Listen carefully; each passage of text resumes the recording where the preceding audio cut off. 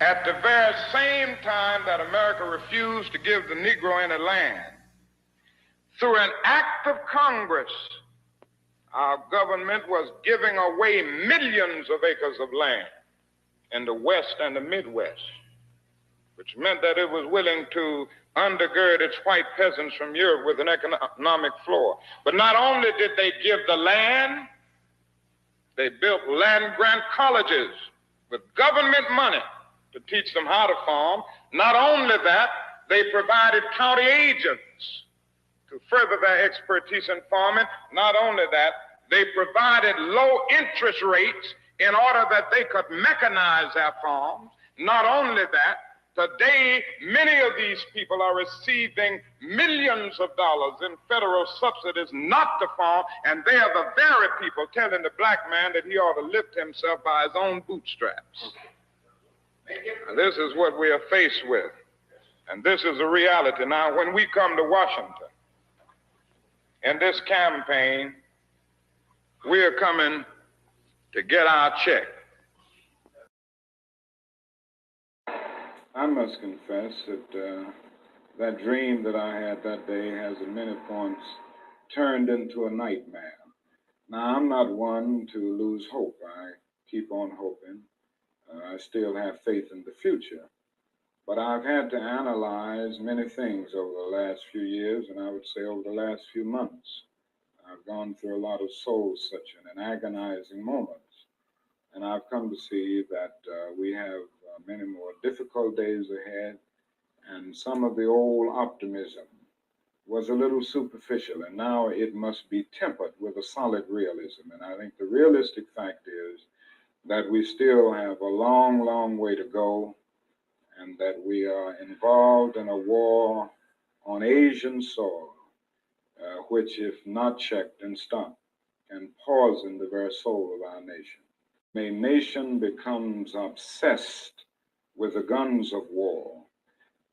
It loses its social perspective, and programs of social uplift suffer. This is just a fact of history, so that we do face many more difficulties as a result of the war. It's much more difficult to really arouse a conscience during it, and it brings into being bitterness and hatred and violence. I think the biggest problem now is that we got our gains over the last 12 years at bargain rate, so to speak.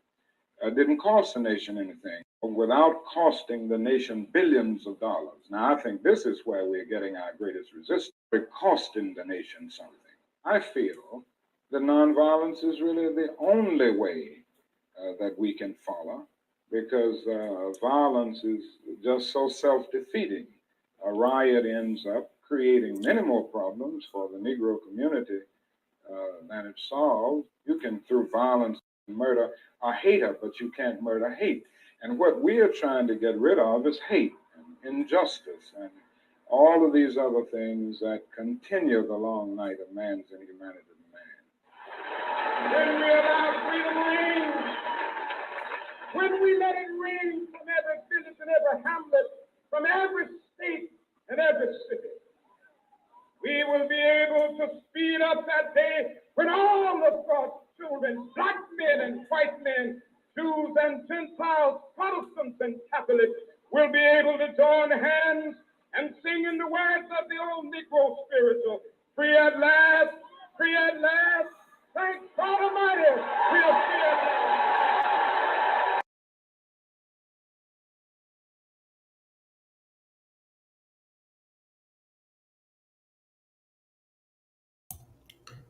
What is good, my people?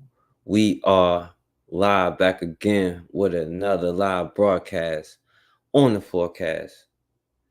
Now, I ain't gonna lie, I wanted to come on here, man. I had to come on here to, let off some energy. But at the same time, like I said, man, I'm going to start using this platform, to the best, for its uses to the best of my ability. And I let myself get caught up in a lot of stuff, especially just the nature of it, which is fine. It's fine, but it takes away from the ultimate point, you know. So for me, like I said, man, my goal especially is like getting back to like the history. We're gonna definitely finish the history lessons, and I'm almost finished. Well, I ain't gonna say almost, but I am almost finished. You know what I'm saying? It just takes so long, you know. But we're gonna definitely finish the Black History lessons, and we're gonna use this platform for what it's for, as long as we can use these platforms, you know, because it's definitely not gonna be on here forever. And I definitely had one main intention, one main goal, and I definitely lost some of the energy because, you know, it's easy to get caught up, especially when that's just the nature of how it goes, you know. But it's still a thing about focusing, you know what I'm saying? So we're gonna still use this platform for what it's about, you know what I'm saying? And we're gonna get back to learning and teaching, you know, the truth and what I think that we need to know and what I think are the ultimate answers. But also the right questions, because like what are the goals, like what are we really trying to accomplish, like what is it, you know what I'm saying? And I know for me, I'm like, yo, what else do we have to lose, you know? So my email is definitely in the description. All right, so if anybody, while re getting back to business, you know, if anybody is down to like get back to business, you can email me and we can discuss whatever it is that you feel like we can do to make it happen right now. So you take that and you hit me up, you know.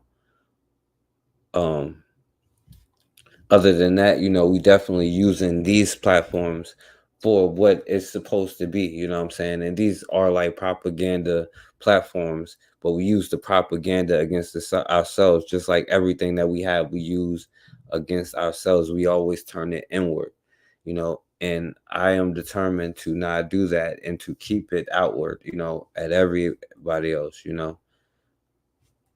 But like I said, man, even though I did say we're gonna be more serious. You know, I have to at least start off and show you this because I mean I think it's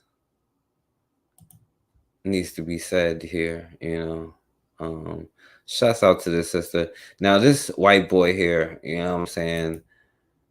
I know y'all remember that whole thing because I wanted to even talk about this, maybe even with Cassandra when she come back. That whole like, because it goes to kind of what we was talking about, and we definitely need to talk about the differences in how we connect from generation to generation, and by that I mean as from parents to your children. You know what I'm saying? Because we definitely have difficulties in that area. I know that I do, right? Because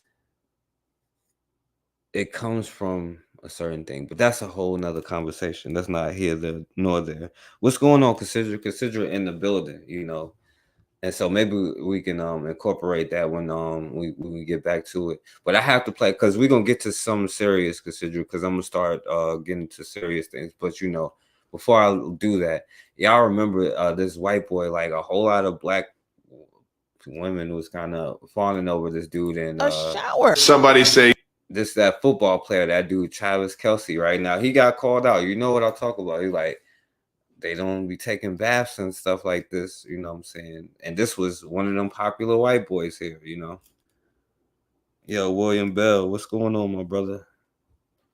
Jason Kelsey looks like he doesn't wash his legs or feet. Yeah, obviously. Who the fuck washes your legs, or what kind of psychopath washes your feet? What?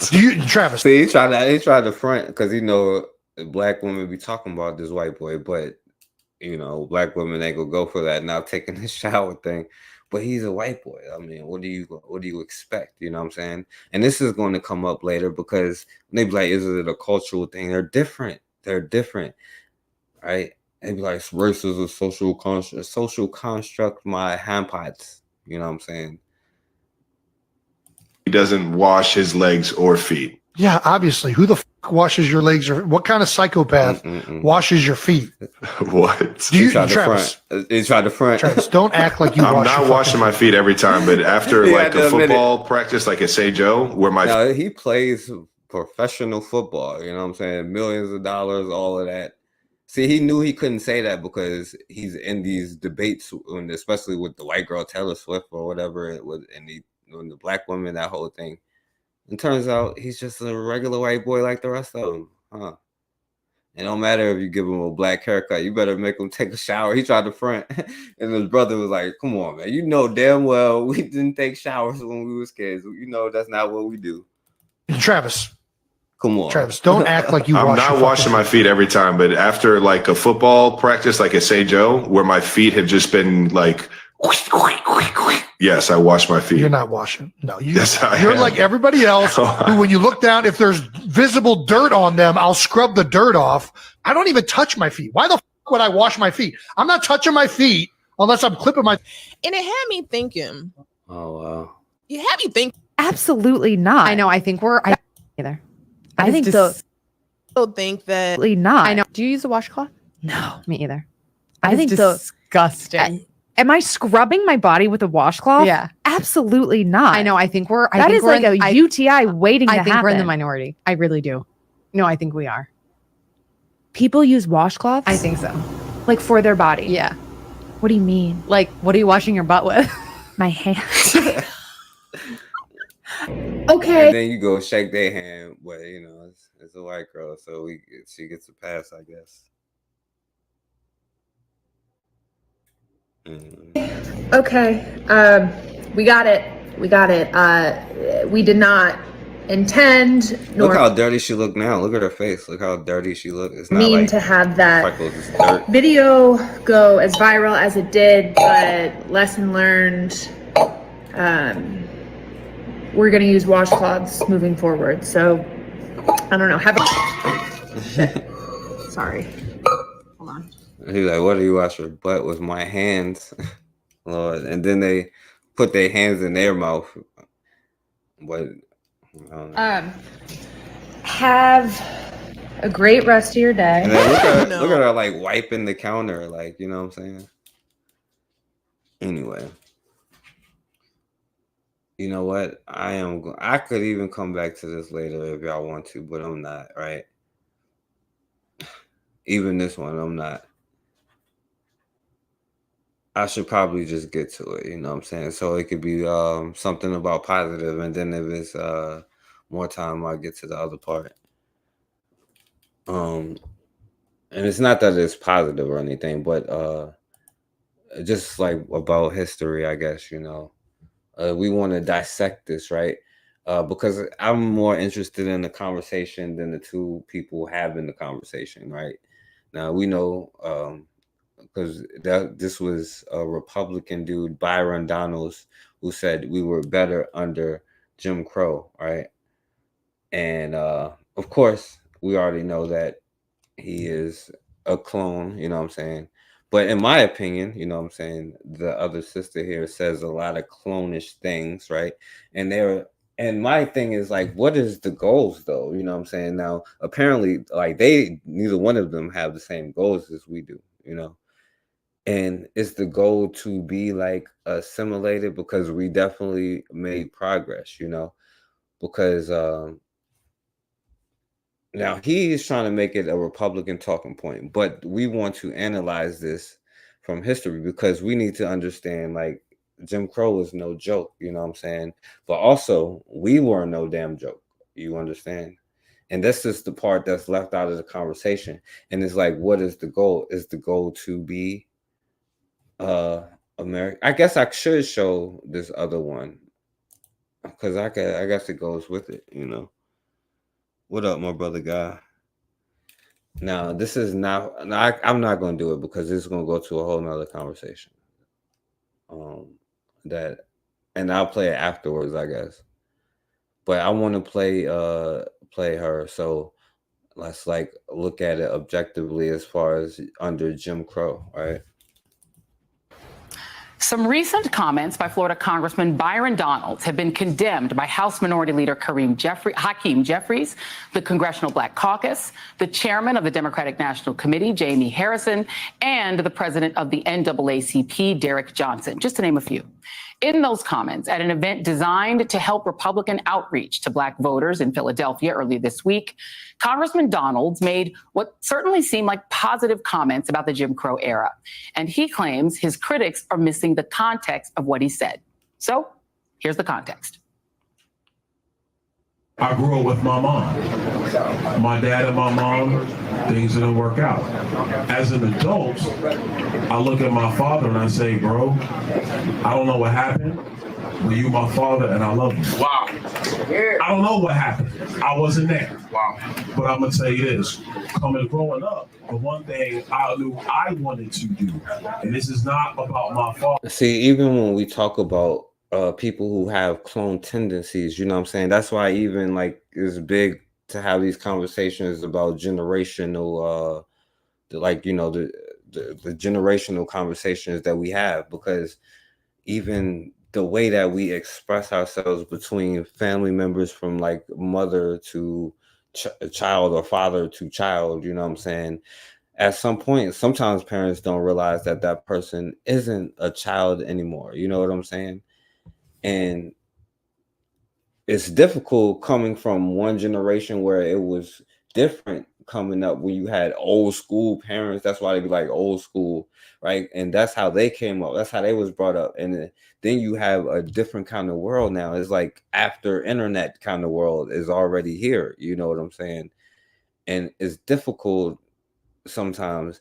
And then when you have a lot of this times, like when you look at a lot of times when people got this anti-negative stuff, a lot of times it happened in their family.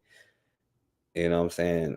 Now me, I wouldn't do that, but like I know people like, you know, they'd be like, yo, this thing with Black women because it stems from like mother issues or father issues or issues like that. You know what I'm saying? Then you get out here and willing to be like, well, you know, or develop a self-hatred in yourself, thinking that you're not good enough or looking for acceptance, not knowing that that generation had probably had an even crazier time looking for the same thing, and that's the only way that they know how to respond. And it's like a crazy chain of events, you know.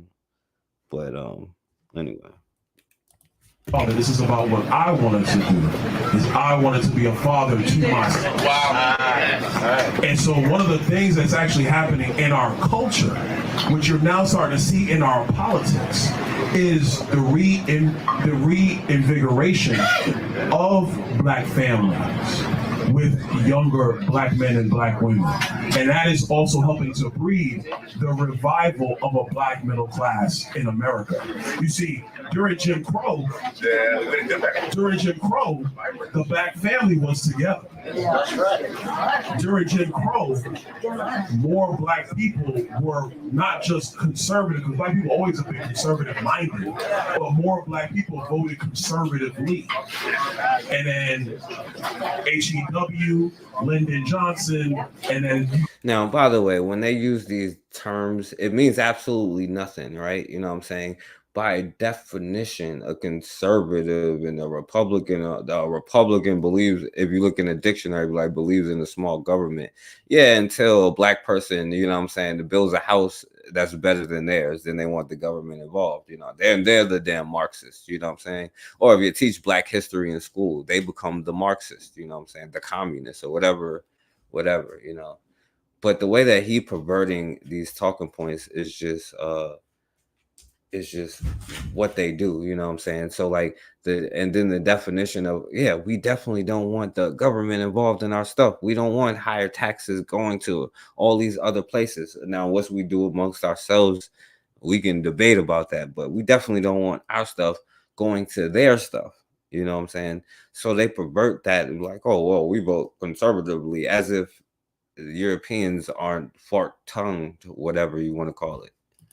Go down that road, and now we are where we are. What's happened in America the last 10 years, and I say it because it's my contemporaries as Wesley's contemporaries, you're starting to see more Black people be married in homes, raising kids. It's when you home with your wife raising your kids, and then you look at the world, you're saying, now wait a minute, time out. This does not look right. How can I get something to my kids? It goes back to the conversation of generational wealth. Not just having a job, generational wealth. I am joined now by Florida Republican Congressman Byron Donalds. Congressman, thank you for being here. We played that lengthy segment. That is what you posted on your social media. The part of what you said that people take issue with is this line, which I'm going to read back to you again. You see, during Jim Crow, the Black family was together. During Jim Crow, more Black people were not just conservative. Black people have always been conservative minded, but Black people voted conservatively. But it is that during Jim Crow, the Black family was together. That's what people have taken issue with. What are they missing? Frankly, what's really happened is that you have, Democrats and you have the Biden campaign, and some in the media want to twist my words for political purposes. The overarching issue is talking just about Black families and why you're seeing a trend of Black people leaning towards Republicans in this election cycle and probably in election cycles to come. And part of that, is that when you're raising families, raising kids, et cetera, you're now thinking about all of the public policy issues, all of the economic issues, all of the education issues. And that's leading people to have divergence in political thoughts. That was the only point. The stuff that comes up about Jim Crow and twisting my words, saying I was being nostalgic or saying that Jim Crow was good for Black people, that's all political spin. It's a lie. It's gaslighting. And that's truly unfortunate. All right. So now when you be like, the Black family, now we get that, this dude is not really saying that. He's just regurgitating a talking point where he doesn't even know what he's talking about, right? But all right, so I do want to look at some of the stuff that they were saying. Now, according to the census, right, the Black marriage rate in 1940 was 95.95%. In the earliest 20th century, which is the 1900s, marriage was common among Black families, and Black women tended to marry earlier than white bitches. All right, so apparently, and then they had the highest marriage rate, you know what I'm saying? So this is what they talk about, right? And also, I get it, when I hear younger people, younger women or whatever, they be like, oh, well, they was in certain situations, but that's why we, have these conversations when we talk about the whole, the point of it, right? But it says here, right, in 1950s, Black marriage rates began to fall behind white rates. In 2008, they said it had dropped. Marriage rate had dropped to 32%, and 47% of Black women and 51% of Black men have never been married.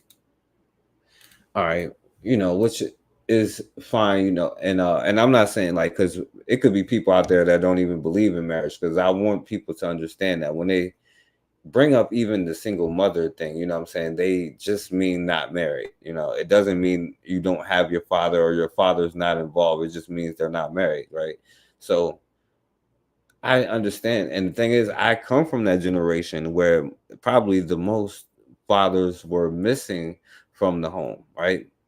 But we already know everything that they leave out this whole conversation, right? And so I'm gonna let the sister speak on it, because she kind of, I guess, had come from a more scholarly point of view. Wife lived on a plantation with the children, and the husband lived on a separate plantation, and then he would go and visit his family on the weekends. But many also lived in the same cabins. African Americans understood the importance of these relationships in terms of the emotional intimacies that they shared. But they also knew what was missing in the absence of legal recognition, such as the lack of public status, the exercise of personal freedom, and the enjoyment of social rights. African Americans understood the importance of contesting the standing of their relationships as integral to any prospects that freedom might hold for them on the most basic level. Marriage was by no means synonymous with freedom, but slaves and free Blacks knew that their future as liberated people was less certain without the guarantee of marriage or the right to choose whether to wed or not. How far in the world could they go without beloved kin, the foundation of which rested on the bedrock of publicly sanctioned marriage? Marriage was at the foundation of liberation because it had been at the foundation of racial subordination. But even as African Americans acknowledged the fundamental civil rights embedded in legal marriage, they responded in diverse ways to conventional ideas about matrimony once they legally secured the right to marry after slavery ended. Freedom meant not just access to social conventions, but also the ability to reject them. Blacks understood the price of conformity and inclusion in a nation state that continued to mobilize racist double standards into new disciplinary forms. Yet even while African Americans who refused to grant slaves, well, even white Americans who refused to grant slaves and free Blacks inviolable rights often acknowledged that what looked like marriage among Blacks was marriage de facto. The dominating... See, right, even then, right, because they would be like, well, the marriage rate then was, you know, but it was still the same thing. I'm not saying it's the same thing, but as far as them being a family, but not legally, you know, you go in front of a white judge and be like, hey, I love this Black woman, sir, can I please marry her? And he'd be like, all right, you finally get permission. You know what I'm saying? That's marriage, I guess. You know, that's not to downplay it. I'm not trying to downplay it, but anyway. Role that marriage played in mainstream society made it difficult to label and account for varieties of intimacy that did not in some way get defined like the sanctioned form. Blacks and whites alike thus refer to slave marriage. They didn't always understand or share the same ideas about what that term meant and under what circumstances it should be or could be applied to Black intimacy. Slave owners considered marriage only those relationships that they approved of and affirmed. But ultimately, they could not dictate personal feelings. Sex, both inter and intra-racial, could be forced upon slaves for whatever purposes that slaveholders desired. But marriage was ultimately a mutual exchange of affections and services, a chosen emotional and social bond. Right, persons could be forced to play the roles and abide by the form, but that did not make a marriage. So a main objective in my book is to explore what did marriage mean to African Americans.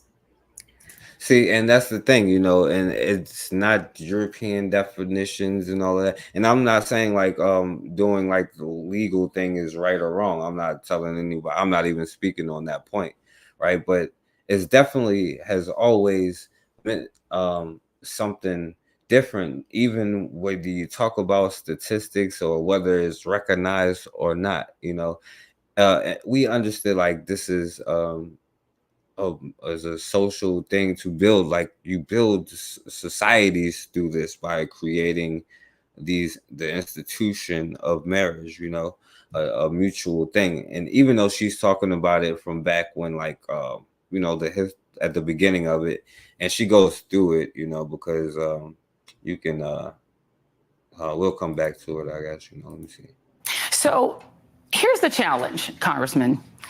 You started out talking about your family, talking about your mom, talking about being raised, and you on your own brought up Jim Crow. In fact, you said Jim Crow 3 times for emphasis.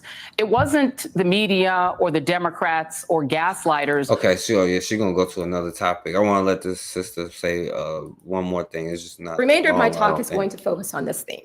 What is Black love? Is it any different from any other kind of love?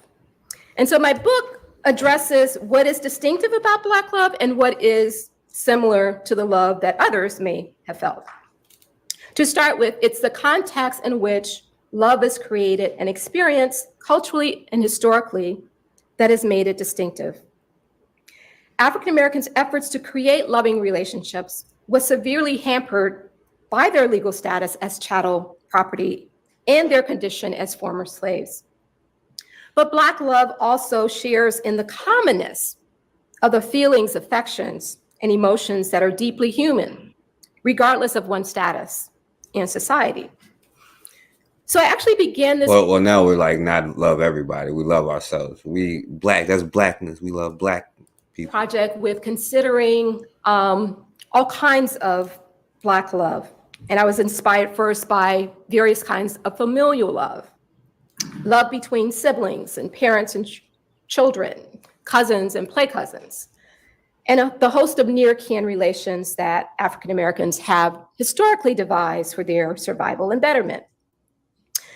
And these stories are really popping out in the research that I was doing on the Reconstruction period. There's a very rich body of records for that period.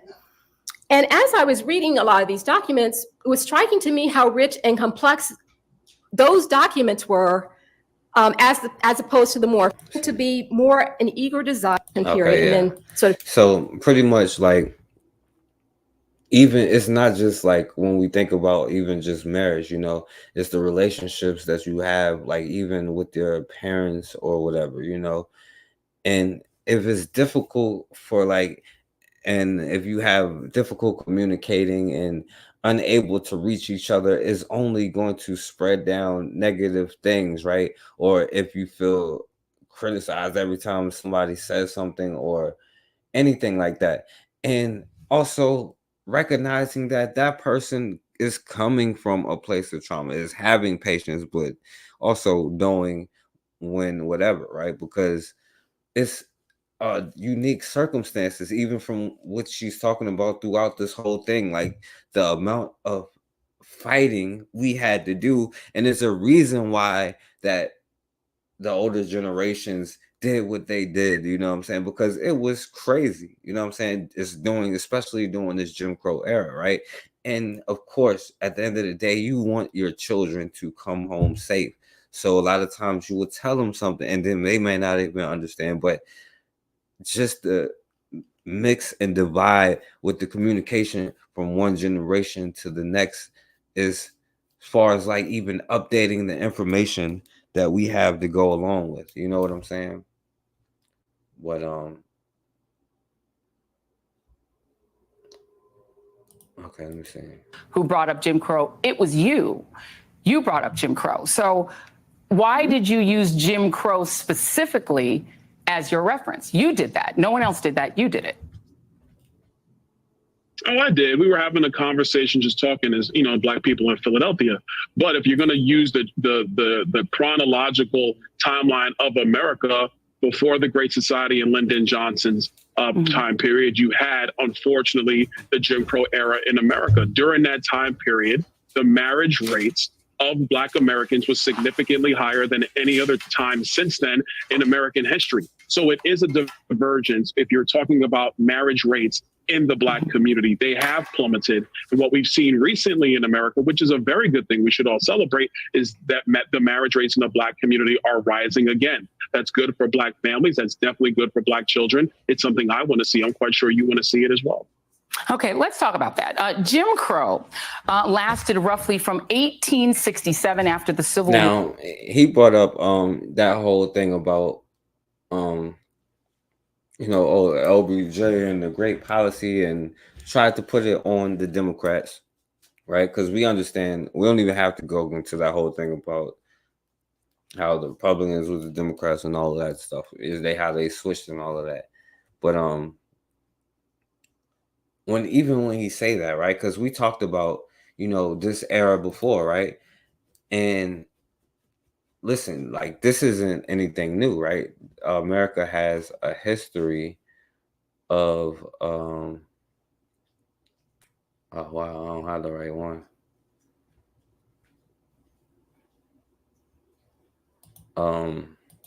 You know, it has a history.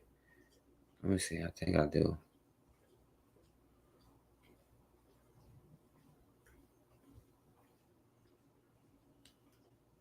All right, I don't know where it's at, but anyway.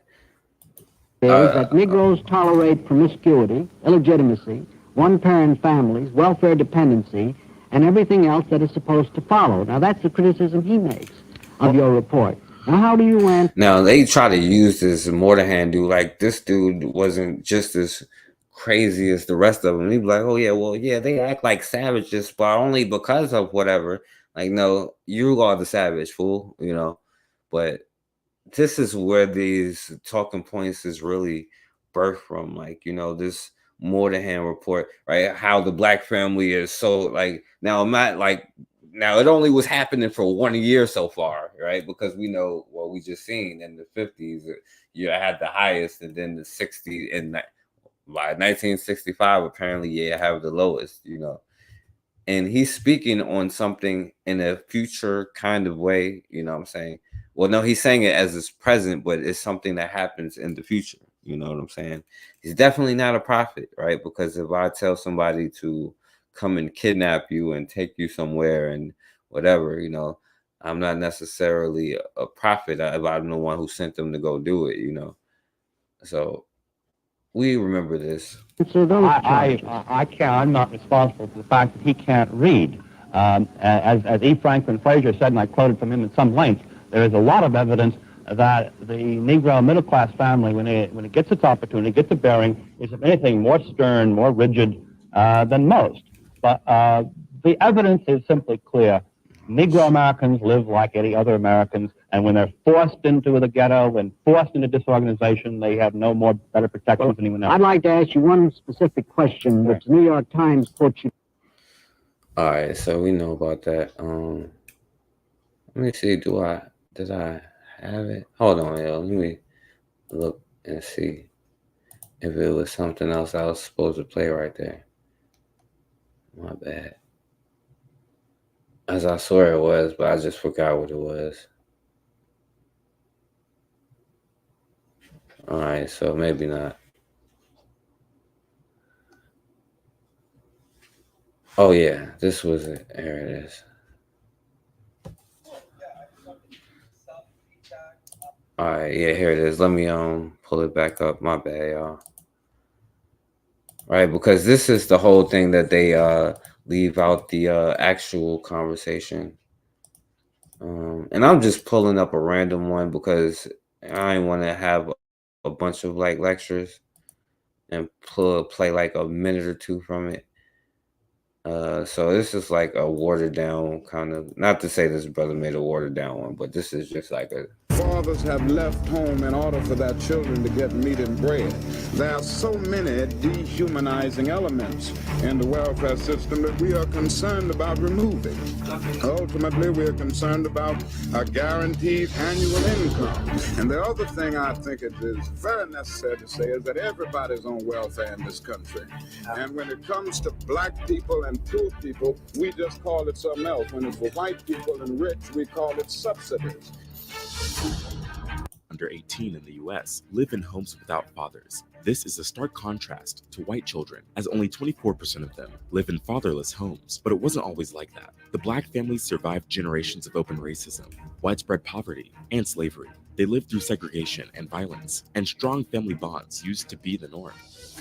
As of 1960, 2/3 of all black American children were living with both parents. That declined over the years until only 1/3 were living with both parents in 1995. So it's not the legacy of slavery that destroys the African American family. It's the legacy of the welfare state. Between 1890 and 1950, the marriage rate was much higher among black women than white women. A fraction of black children. Anytime somebody pull out Thomas Sowell, as you know, they are not going to do any research for themselves, lived in homes without their fathers. But everything changed with the expansion of the welfare state. All right. Public assistance programs. So These we know households were black. Although black people were only around 1/10 of all Americans, they made up almost 50% of all welfare recipients by the late 70s. A recent see now, and then this is the thing, right? Because every time that we have this conversation, right, then it just skips to by 1995, right? Because of welfare and because of this and because of that, right? So there's a lot of key things that get left many out children here, under 18 right? in America How struggle financially. And US, why from did the New Deal this to the happen? 1996 reforms, and found that these policies have been discriminatory from the start. And a lot of people can confess to that. This led many black families to fall into. And by the way, I'm gonna stop playing this on because people who say that will also be like, "Oh, there's no racism." Well, then just ask them, "Oh yeah, well, aren't the Democrats racist?" They'll be like, "Yeah, well, okay then." So, but y'all know about like the whole thing with the Moynihan report and all of that, right? But then what they leave out is all of this here. You know what I'm saying? Uh, Now there was this thing called the War on Crime Initiative, right? Where um it started to because they flooded that's when they started flooding the black community with a bunch of police, right? Started arresting a bunch of children just for erroneous things, basically being poor, right?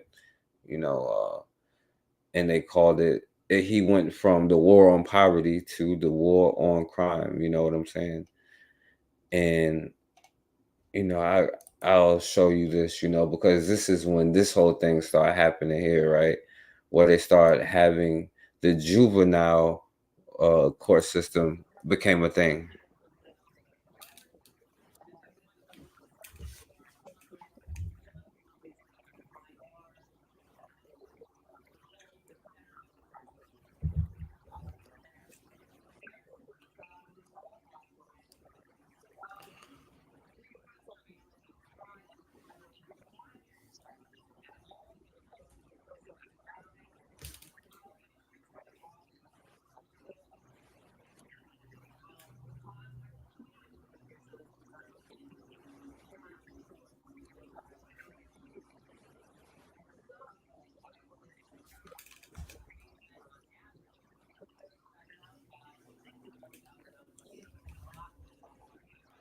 So pretty much, right, it's telling you, I mean, this is the part where I guess it should be common knowledge, but they always skip out this part, right? Right after, okay, the Great Society, right? So then he started paying the police, all these local police departments, and giving them all of these resources, right? To specifically target young black people, right? Especially the youth, right? But all black people. And she gave you the number, how what a typical thing they would give a police department. I guess it varied depending on what town you was in. And of course they made all type of stuff illegal, right? And especially like and they don't talk about during Jim Crow, being poor was literally illegal, right? If you was homeless, they would lock you up for vagrancy, and then they would like take custody of your children because you are locked up, and then as the state would give you to like some if you're down south they'll give you to some plantation, but if you're in the north they'll send you to like some fact or your property of the state where you just go work, you know what I'm saying? And they would take your children until like they turn 18 and have them working too, and that's just how they did slavery up until these times. That was like what was going on in Jim Crow, you know what I'm saying? um and then of course you had the whole thing in the 40s with World War II, and then they tried to change it, and then here you have another war because they always in wars. But so then he went to this a war on poverty, right? And he specifically went to go locking up black children and put hella money into it, right? And black families and black men especially, especially fathers.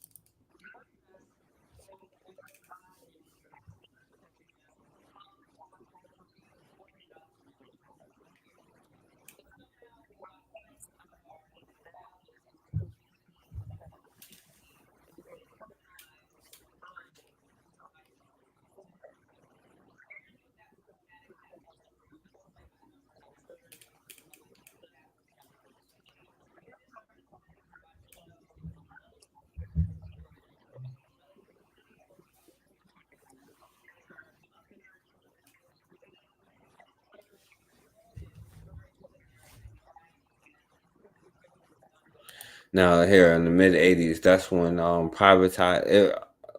Of course, prisons use prisoners, but here it became for profit prison. I think the first one was in like '83 or '82 or something like that. It was like early '80s. I don't know. And at this spike was for profit prisons, and then you had Joe Biden in '92 going up, and then you had Bill Clinton, and then you had George Bush, and then you had Obama by the end. Well,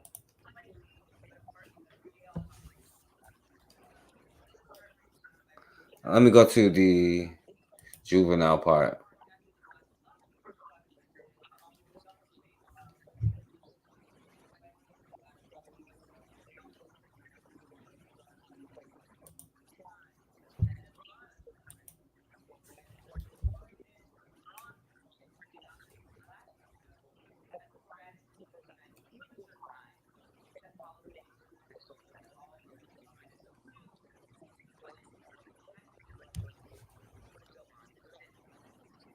See, that was the first time they started using those terms instead of just saying the N word. You know what I'm saying? They just like uh, super predators or whatever. We're going to do preventative crimes, and they're criminals because they live in a poor neighborhood type thing.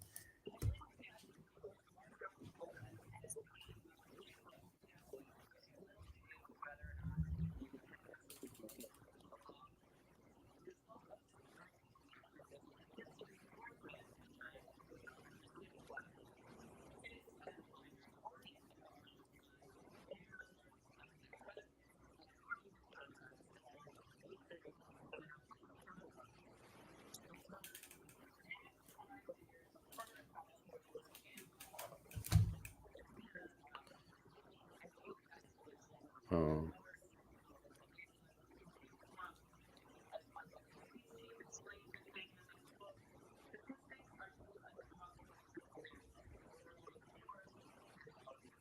right.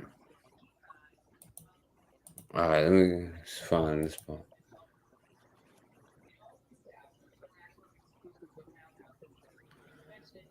So, all right, this is what's going on in the meantimes where they're skipping.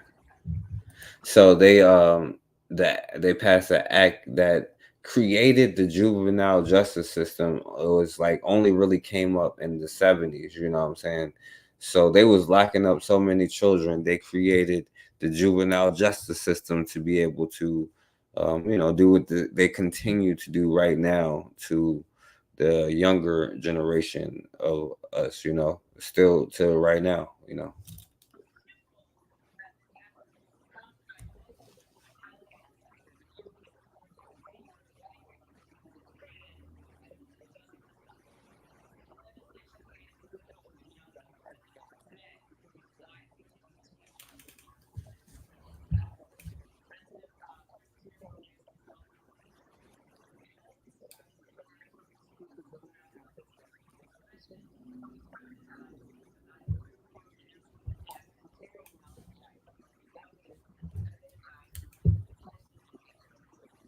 So pretty much they put money into a think tank to figure out how to lock up the black youth, how to lock up more black youth. Most of the time they was just going on whatever, locked up somewhere, you know what I'm saying, or on somebody plantation. But now we need them to get locked up for real. And this is like before even the for-profit prison, which kind of is how it developed. But so yeah.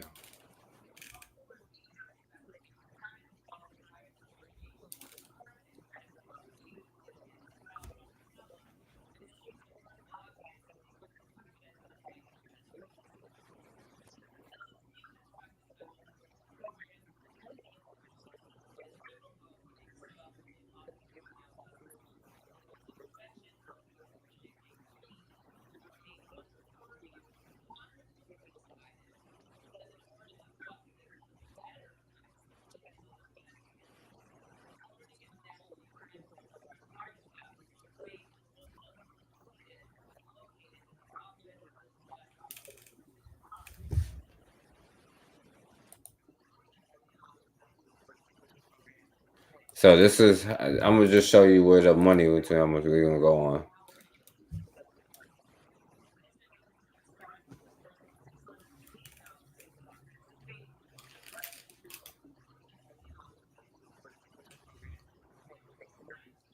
$600 million to lock your handpots up.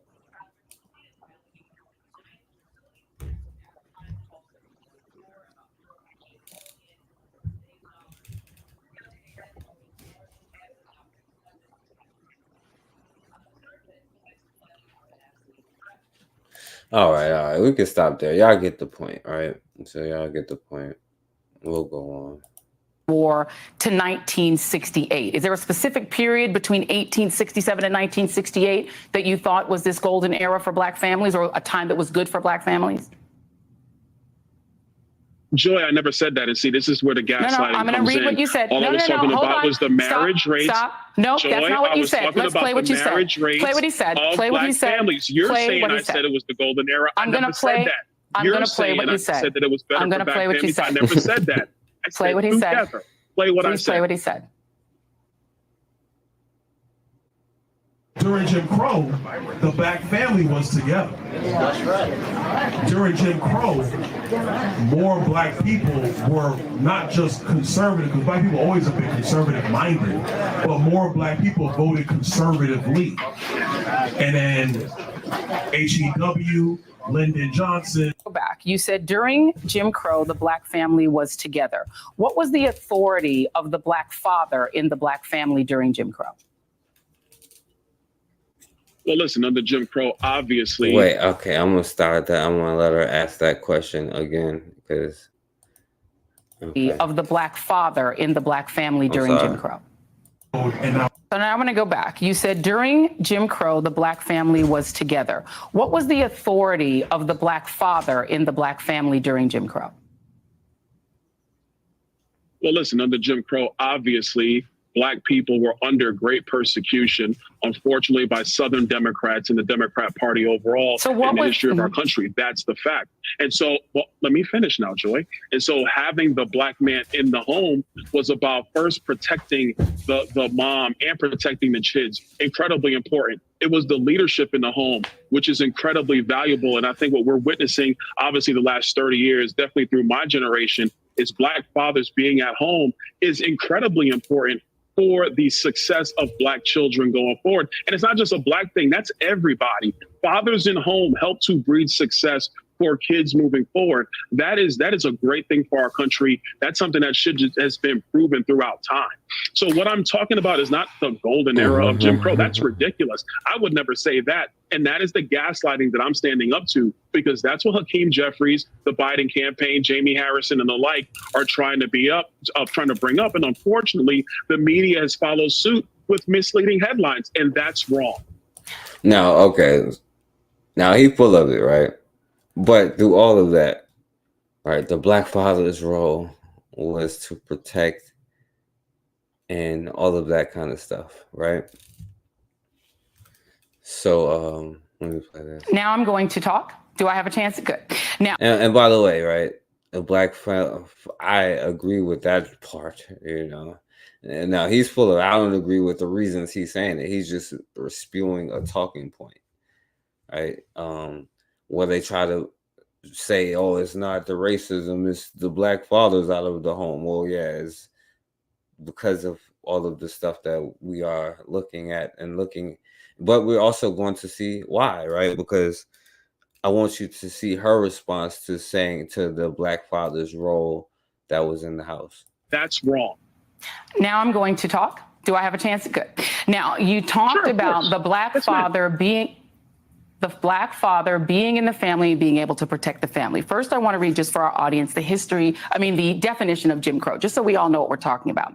Jim Crow laws were a collection of state and local statutes that legalized racial segregation. They existed essentially from the post-Civil War era. They were meant to marginalize African Americans by denying them the right to vote, hold jobs, get an education, and other opportunities. Those who attempted to defy Jim Crow laws often faced arrest, fines, jail sentences, violence, and death. Now I want to talk about something that happened during this era. You said that what you were talking about was the presence of the Black father in the home to protect his wife and family. In 1943, in the state that you represent, in Florida, a young man named Willie James Howard, who was 15 years old, was lynched. During Christmas of 1943, Willie Howard sent cards to all of his coworkers at the Van Priest Dime Store in Live Oak, Florida. Unlike the other cards, Willie's card to Cynthia Goff, a white store employee, revealed a youthful crush. His greeting expressed hope that white people would someday like Black people and concluded, "I love your name, I love your voice. For SH, sweetheart, you are my choice." After reading the card, Cynthia's father, Phil Goff, brought two friends to the Howard home and demanded to see Willie. Despite his mother's pleading, the men dragged Willie away and then kidnapped Willie's father, James Howard, from work.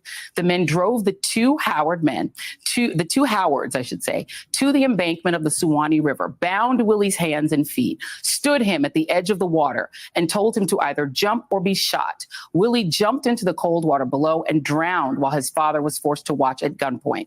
Willie's dead body was pulled from the river the next day. You said that during the Jim Crow era, the importance of having a Black man in the home was to protect his family and to protect his wife.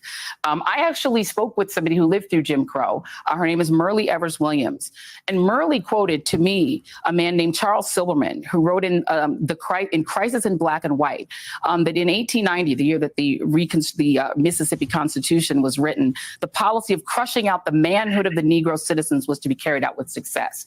So the man in the home during Jim Crow had no rights, could not protect his wife from rape, could not protect his son from lynching. So again. Wait, now, okay. First of all, right, she pulled up Medgar Evers, and shouts out to Medgar Evers, who, despite all of it, and what she said was, I found it hella disrespectful, right? And I understand why a certain generation, and I'm not trying to downplay the laws. Yo, what's going on, RBG? I'm not trying to downplay the laws that were like, whatever, anything like that, So we're not going to even go in that lane. And it shouts out to this brother and who him and his wife trained their children that if their house was firebombed, right, about what to do. But that brother was not going to back down or be scared or anything like that, right? And she would use a story about a lynching to be like, well, Black men could do nothing and did nothing and offered no protection, leaving out countless stories. I don't have that one either. Let me see. Hold on. Let me pull this one up too.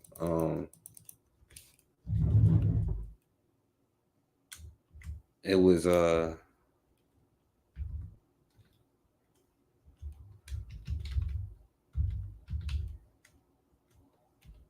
yeah, well, even on the story about Black Wall Street, since that's the one people know.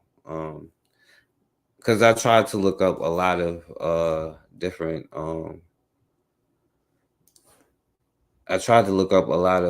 gangs and all of that. Not gangs, but groups who made sure they go around and stop lynching, you know what I'm saying? But even the whole Black Wall Street one, right, where the brother was going to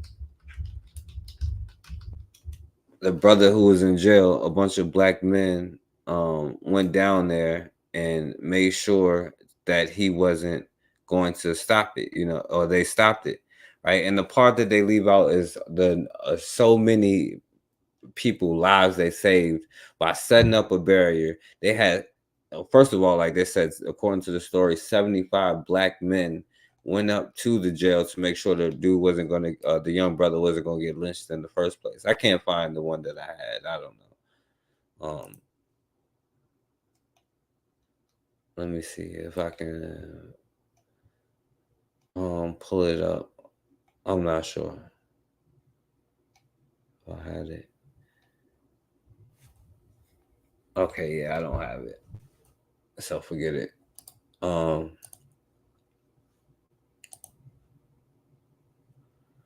what's going on, Black Magus? She does too much advocating.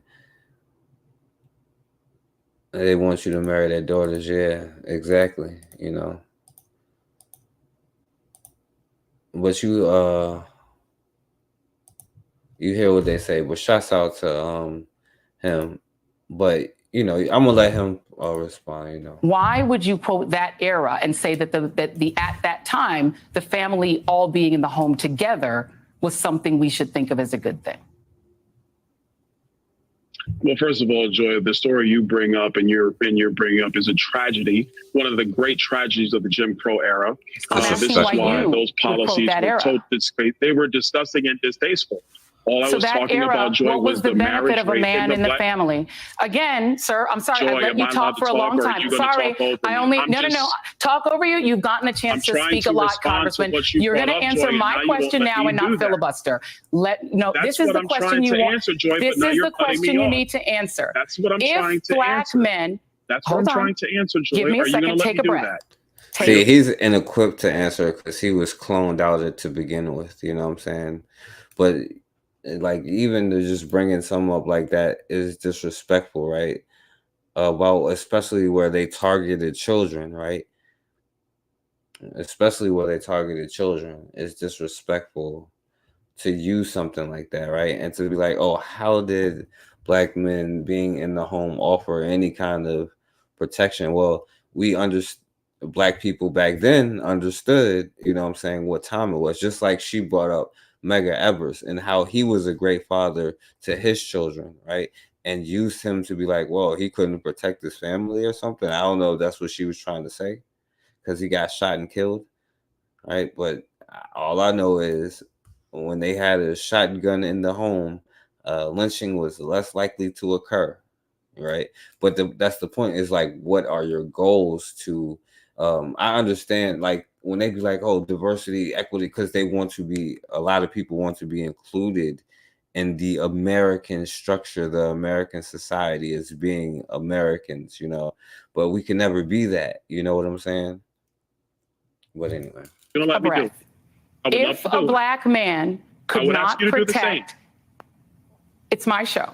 If a black man, a black father could not protect his wife, his son, or himself from lynching and violence, how is him being in the home mean that that is an era that was better for the black family, or that we should think of as a good thing?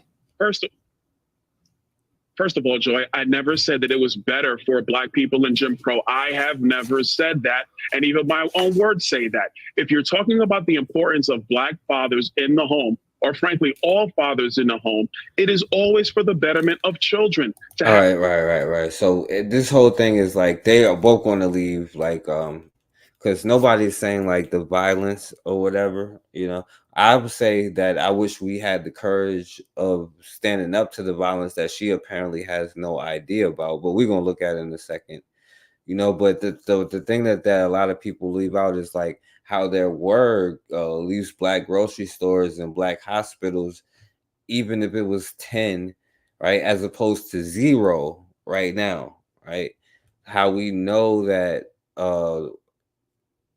we monitored and protected our own communities. We lived amongst ourselves, right? And maybe I guess we spread out so they can't just bomb a place with bombs. But there's a reason why they had to use helicopters and stuff and airplanes to drop bombs on our cities, because they couldn't penetrate, especially the Black Wall Street, because the black men they was like armed and ready to go, you know. But right. So I'll let him finish. Have leadership, yes, for safety. So having 2 people in the home to help provide the economic needs for those children so the family can succeed. That is a wonderful thing. We should always get back to that, not to Jim Crow. And this is the point of the gaslighting and the lying that is occurring with what I said. Don't try to impose the fact that the marriage rates were better in the higher, I want to be clear, higher in the Jim Crow era to mean that I think Jim Crow is great. That is a lie. That is gaslighting. I would never say such a thing, which is why the Jim Crow era was destructive of black people. You brought it up. You're the one who brought it up. All right. So y'all understand that right now. I want to show you Now this is going back to what they also passed in the 60s, right? Because there's a reason why they had to make sure that the family has got destroyed, right? This war on the black family, right? Because black people was not playing no damn games, right? Right, the Control Act of 1968, right, was a federal law that regulate firearms and is considered, the first of its kind. Pretty much the first time when guns had to have serial numbers. You had only like manufacturers and licensed dealers could sell guns, and you had to go through them to get the guns, right?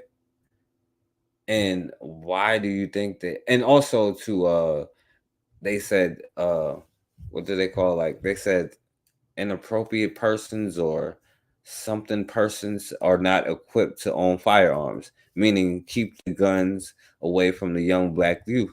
Because although they tried to say it was about Kennedy and Martin Luther King, right, that's not, they didn't pass it after that, right? They passed it after all of these cities was being burnt to the ground because people saw police brutality, and instead of like just standing there, somebody would go over and stop the cop from doing it and then run them out of there. And the cop try to come back, but they get ran out of the community. And then, like I was showing you the one in Miami in 1968, which passed right before this, where they was pulling white people out the cars and whooping their ass if they came down there, right? So of course you see like Huey Newton talking about it. This fool talking about it. Let me see. The Gun Control Act of 1968.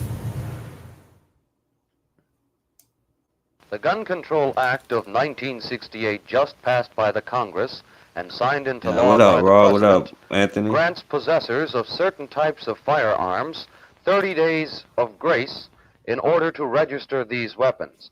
Now, these weapons, they include the machine guns or any similar type weapon constructed from a machine gun. It includes... See, when you look at the police report, they be like, "Oh, all these snipers was shooting from these buildings. We know which building, which place. We couldn't find nobody, but we was getting." I'm telling you, they was sending them back.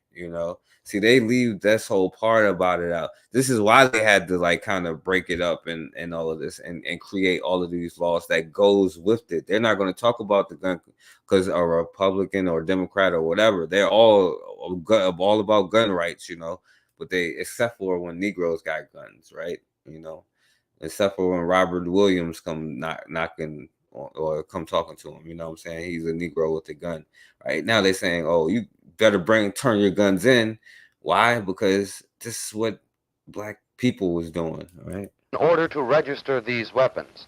Now, these weapons, they include the machine guns or any similar type weapon constructed from a machine gun.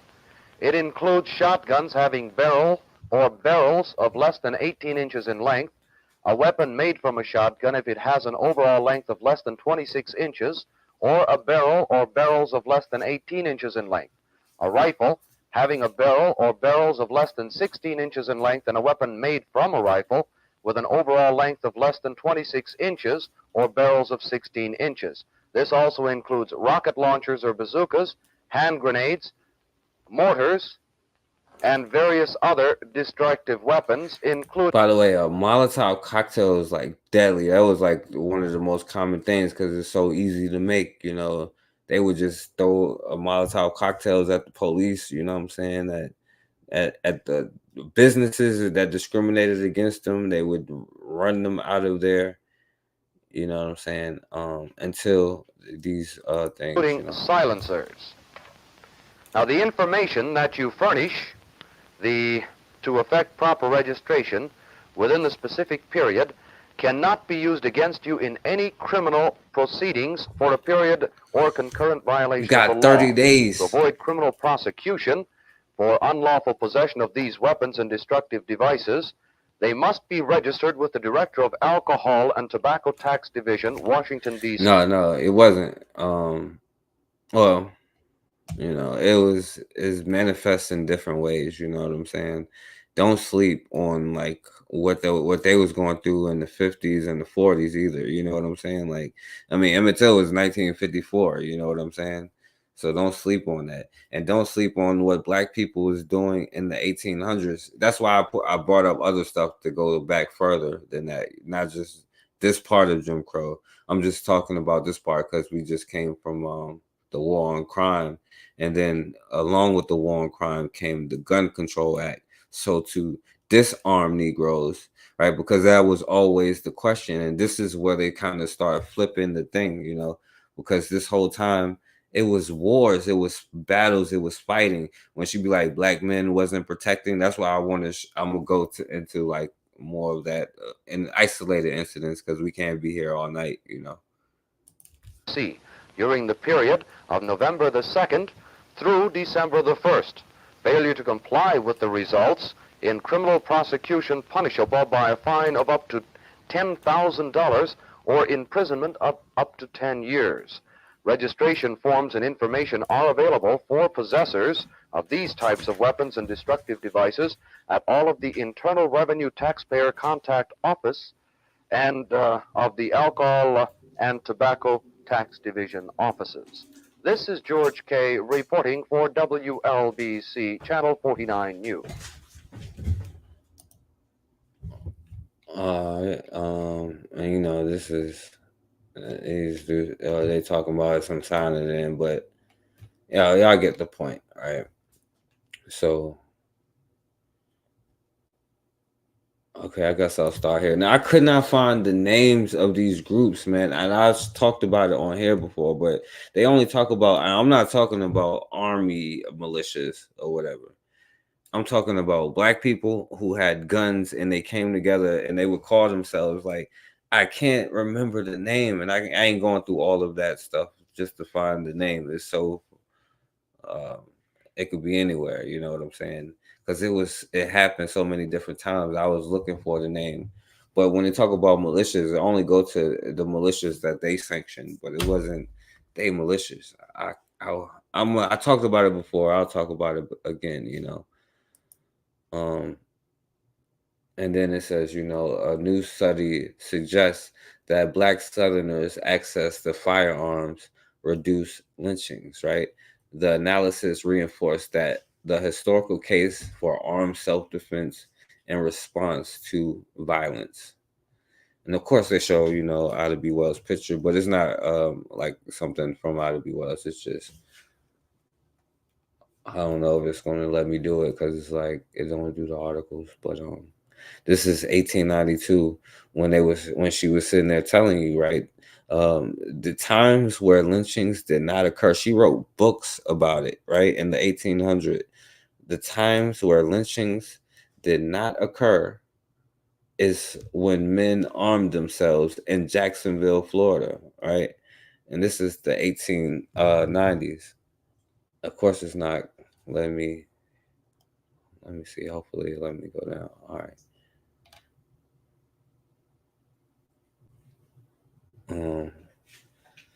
The only times an African American who was assaulted got away has been when he had a gun and used it in self-defense. Wells thought the lesson was clear. A Winchester rifle should have a place of honor in every Black home, and should be used for that protection for which law refuses to give. Many Black people took similar things and blah, blah, you know. But and matter of fact, just because like I always have problems when I show these articles, and like I said, I couldn't think of the names of the groups. I'll bring it back up when I remember. But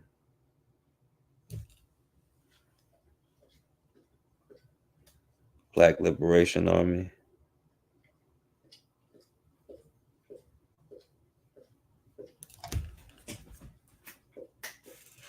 Let's see. The first one through the door was going to die, and it's an admirable attitude.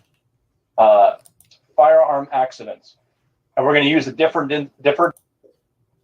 require putting aside some of our modern sensibilities for a second and really thinking about what it means to be armed or unarmed in the South, particularly for Black Americans living under Jim Crow.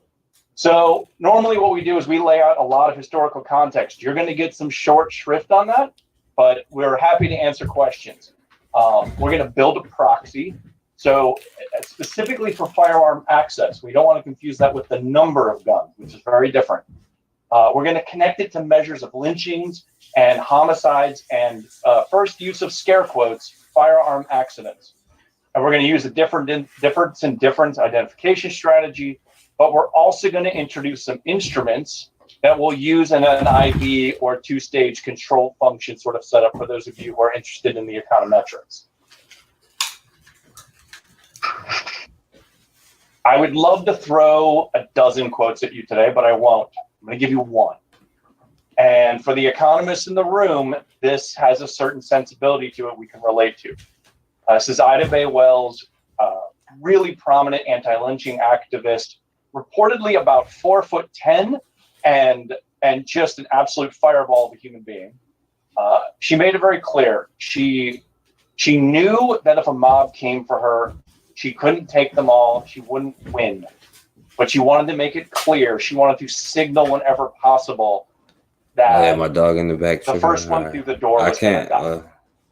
And it's an admirable attitude. Now, so we have no delusions here when we think about this.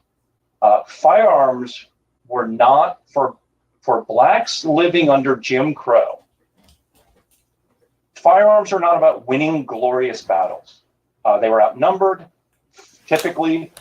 Even when they weren't outnumbered at the state level, there was absolutely no institutional support. Institutions could be viewed as antagonistic at worst and indifferent at best. It was about increasing the price that white Southerners had to pay to take Black lives. So the stories you typically hear, the ones that make it in the books and the journalistic record and that are passed down generation to generation are about fortified stands of small groups, usually inside a home or at the gate of a jail, where they tested the courage of the mob, that whoever came through first was going to die, and frequently no one chose to be that sacrifice. So the stand worked. So having that in the back of our minds, here's how we're going to frame the question. Did access to firearms improve Black safety from violence while living under Jim Crow? And we can rephrase that in a way that would be very amenable to Charles Sims and the Deacons of Defense, who were very interested in providing the missing Black public good. All right. So yeah, you saw that. This is another brother here. Let me see.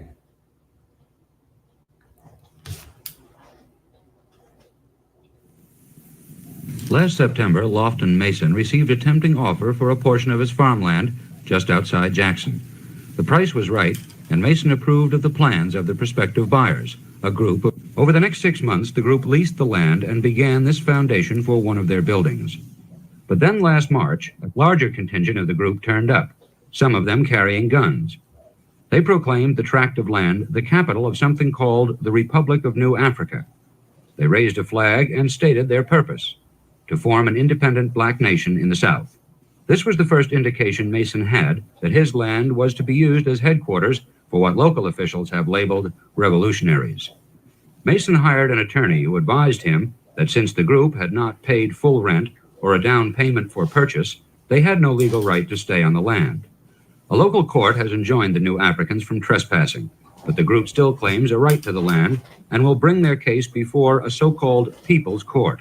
Mason is keeping his shotgun handy, but for the time being is letting the law handle his case. State and local officials and police have backed Mason up and are ready to help him defend his land if it becomes necessary. But many people here hope that a confrontation can be avoided, that the Republic of New Africa will just fade away or locate elsewhere. And not all of these people are white. This is Bill Brandy, New ABC Republic News, of Africa, near yeah. Jackson, Mississippi. Automatic push button, remote control, synthetic, genetic. right. Maturing in the community. April. Thoroughly was. All right. So yeah. You know. Let me see. Oh, wow. Okay. Yeah, man. You know, yeah, but y'all get the point, man. But at the end of the day, though, you know, when they have these conversations, like they leave out a lot of it, right? Because we could have took that conversation in a whole different way, in a bunch of different ways. You know what I'm saying? And that's why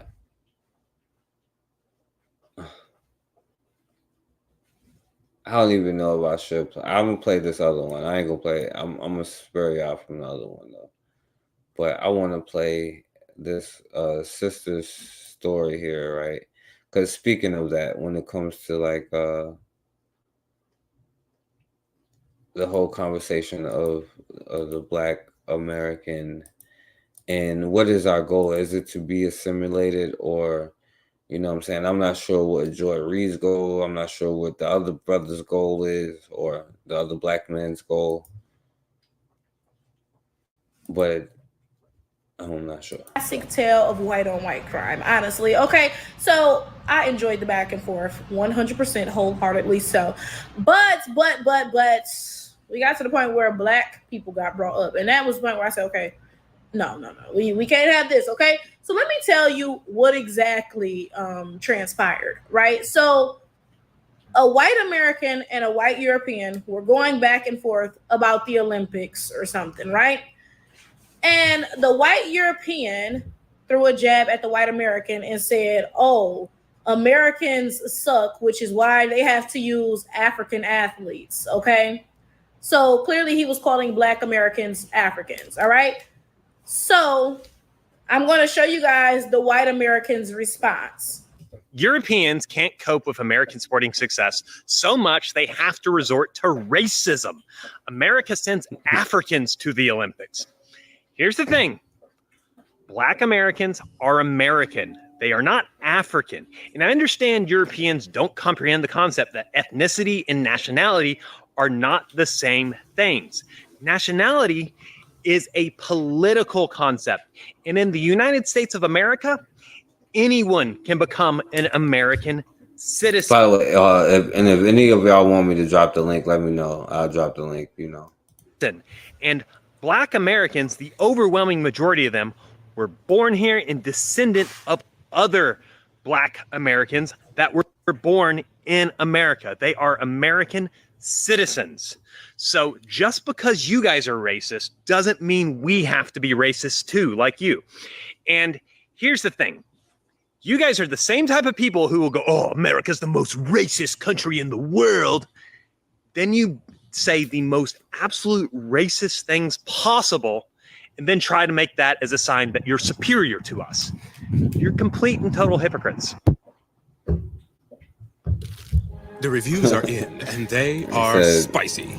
The white man said it, Anthony, the white boy said it, so you must be an American. You got your wish. Not you, but a guy who claims to be Black American, but I'm not gonna hold y'all. I clicked on his page and he don't look very Black American to me. He looked Hispanic or something. Like there was one picture where he kind of looked black, but it don't. Okay, that's just whatever, right? But this person commented and he said, "Oh, you said that Black Americans are not African, and we are, right?" So then the white man responded with this video. No, Black Americans are American. They are not African. The vast majority of Black Americans living here today are American descendants of slavery.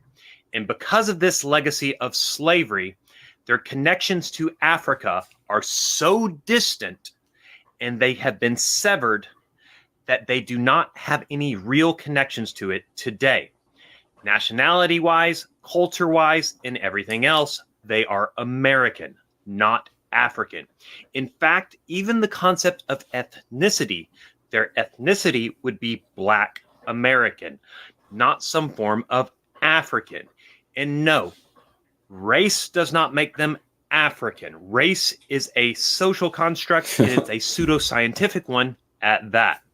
Not to mention all human. By the way, Neanderthals have a low IQ. They don't know what social constructs is, I think. Beings have their origins in Africa, depending on how far back we. And this is my question for those of you who's smart and out there. And do Neanderthals come from Africa also? Are we all African? We definitely not Neanderthal. I know that much. This is a social construct, and it's a pseudoscientific one. Okay, I'll put the link in there. But that's the question for you, Anthony. You know what I'm saying? I know we ain't no damn. I know we definitely ain't the same as this fool. I know I ain't no the wrong thing. I know I ain't no Neanderthal, but do Neanderthals come from Africa? Are Africans? Are Neanderthals Africans too? See, that's why I played this one last, because I didn't want the conversation to go there because it was supposed to be productive, but I already knew it was not going to be productive. His family came from like a cave somewhere near the Caucasus Mountains, so they say. I don't know where he come from. Or I would say he comes from from outer space, you know what I'm saying? I just know. And by the way, so race is not a species. Race is a species. It's not like it's differences in people. You know what I'm saying? What up, my brother Anthony? Hey, what's up, 4K? What's going on, man? Nothing much, my brother. How you doing, bro? Man, you know I wasn't gonna let that ride. Wait, hold on. Let me let him finish before you go in. Let me let him finish because he almost done, bro. He gonna tell you because I don't know what you talking about. He's a Neanderthal. You a brother, so. Frickin' race is a social construct, and it's a pseudoscientific one at that. Not to mention, all human beings have their origins in Africa, depending on how far back we go. So this entire concept of, well, we have to consider the blacks African is just racism. Black Americans are American just like I am an American. I am not a European American. I have literally no connections to Europe at all. I am American, and so are Black Americans. Quit trying to divide people by the color of their skin, and instead let people identify as they please. Right. All right. So I'm gonna let you go in, my brother. But he said one thing that was key, though. He said human beings come from Africa, but do Neanderthals come from Africa? That's what I want to know.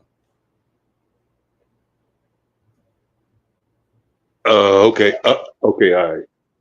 All right. I'm gonna address the Neanderthal thing, but first let me get this other thing real quick. Go ahead. Go do your thing. The first thing, okay. See this how slick it is. This how slick it is. Now, see, they can put a white boy in front of a camera and tell him, hey, black people, you're Americans too, just like us. Now you know the struggle was in the '60s. What? You seen them brothers and sisters with them cards saying I'm a man too, I'm American too. You know, include me in this. You know, include me in that. I want to be down with this. You know, I want to be down with America. Okay. But see, all right, now fast forward now. They were taking brandy. Yeah, look here. Fast forward now, they'll go put a white boy in front of the camera and use him to say, yeah, you know, black people, you're Americans too. And all this stuff, because you got to look at what's behind all of that. Number one, they definitely want to keep black people divided.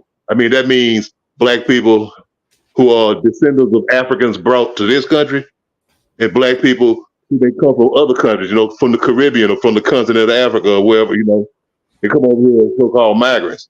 But see that thing. Okay, back to that thing. American. What is an American? Now, before the Europeans came over here, and before they brought our black ass over here, it was no place called America.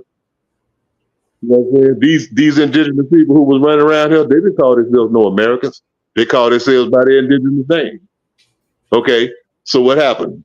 A bunch of English people, a bunch of British, came over here. Well, British came, French came, the Spaniards came. They had different parts of North America. They're saying at the end of the day, the descendants of the British are the ones who eventually took over and ran everything. That's George Washington and that gang of thieves. You know what I'm saying? So they called themselves what? They called themselves American. Now, an American to them, they were specific of what an American was back then. Was a white Anglo-Saxon. You know what I'm saying? A white Anglo-Saxon Christian. That's what an American was. No, it wasn't no African. They always called us Africans. You know, or they, if you was one of the indigenous people, well, they basically just called you a savage. You know, whatever. And if you was Asian or whatever, they called you Asian. You know what I'm saying? This whole concept about an American. You know, an American is a European, a descendant of European settlers. That's what an American is. European settlers. Black people are not descendants of European settlers. No, those were British, those were French, those were Spanish, those were Dutch, and all those people who came over here and made up what you now call these so-called white Americans. To me, that's like calling the Sahara Desert the Sahara Desert.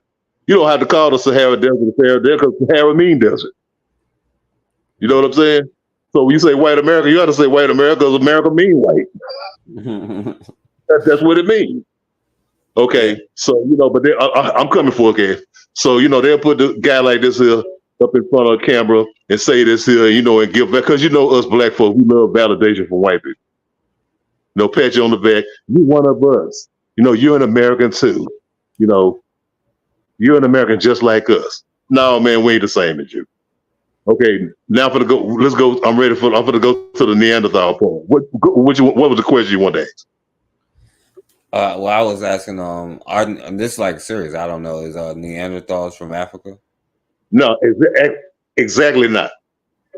The Neanderthals came around in Europe. They came around. They evolved in Europe. Okay. Let me break it down like this. Now, early man, what we would call early man. It wasn't not fully evolved. Human beings like we are now. Okay. Now, you had early man, they was probably close to being fully evolved. But, you had, just check me out. You had those people at that stage of development, it was migration at times. You talking about 1,000, probably even closer to 1 million years ago, or maybe. You had those people, those life form, those, I don't want to say human because they weren't fully developed human. But yeah, some of they live out of like follow. How people follow game. How how the Indians came, the so-called Indians came into North America by following the caribou, following the reindeer. They was hunting and chasing them across the island. Okay, so you had these early humans who left out of Africa. They may have been chasing game or chasing some food. So they ended up going up into Eurasia. By the way of the Syria, Palestine region. You know what I'm saying? And traveling, following wild game, or for whatever reason, going up in these places. And over a period of a long period of time, you had something called the Ice Age. The Ice Age came along. These people was trapped behind that ice. They couldn't get back down there in Africa no more. They was trapped up there, and eventually they evolved in what became Europeans. Because of how cold it was, and because of the poor sunlight, they didn't get they had deficiency in the genetic makeup.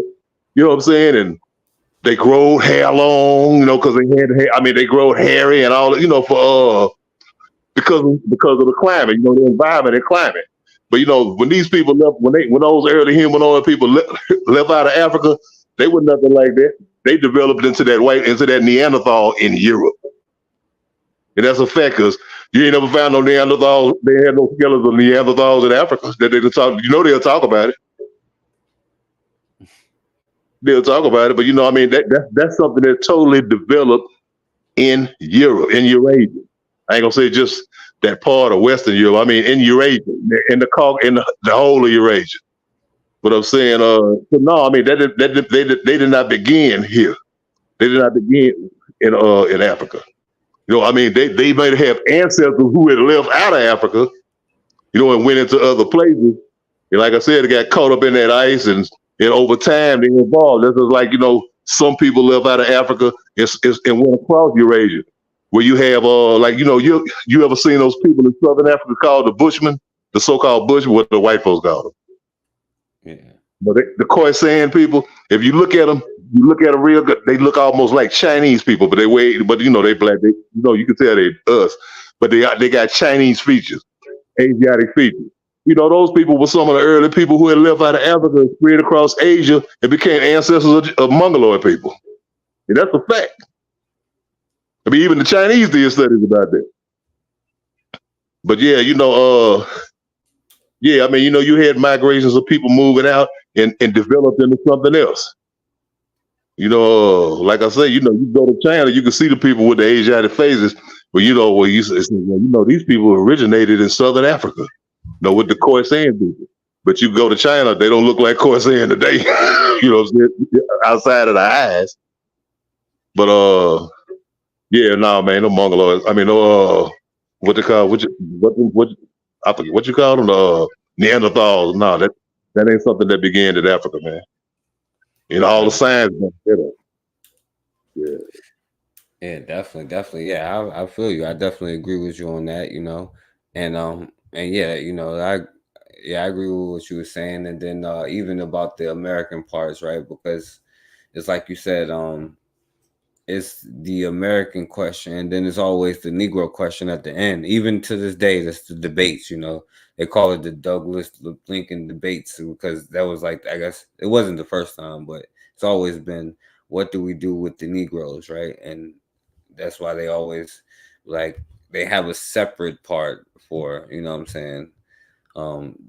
And even as we would never be American, but we should also like want to not be Americans because it runs off of our bloodshed, you know. It's literally generated by our blood flow, generates his dollars and his profits.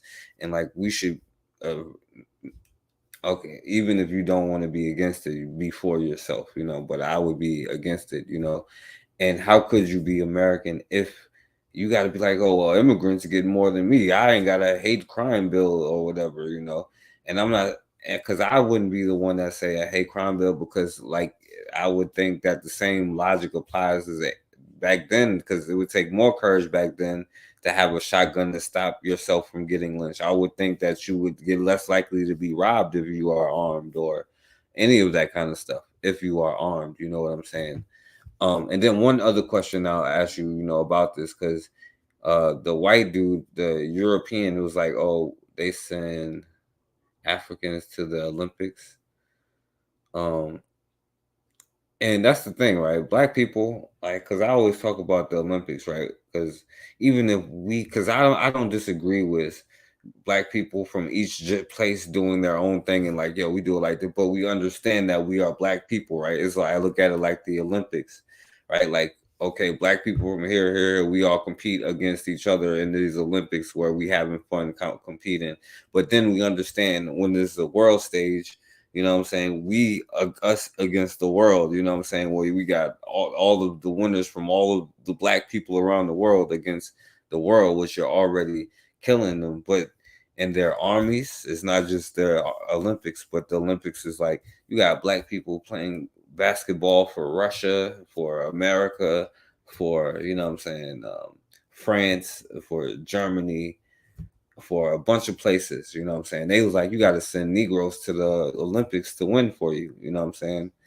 And even with the young sister Simone Biles, which I think she did something great lately. I'm not sure, I haven't been keeping up, you know.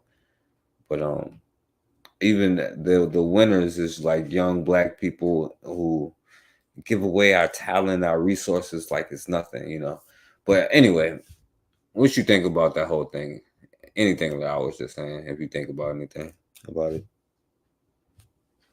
Yeah, I think you saying how Black athletes go to other countries and win for them, and militaries too. Yeah, okay, yeah. All right. I mean, so really, just Black people leaving where they are and going and helping other people out instead of helping themselves. Yeah, but I was just saying because like the white dude, the European white dude said to the white dude in America, that's why he was going on that American thing. He was like, "You send black people to the Olympics, that's why you win," and that's why he started saying that. But yeah, black people fighting and doing everything for everybody but themselves.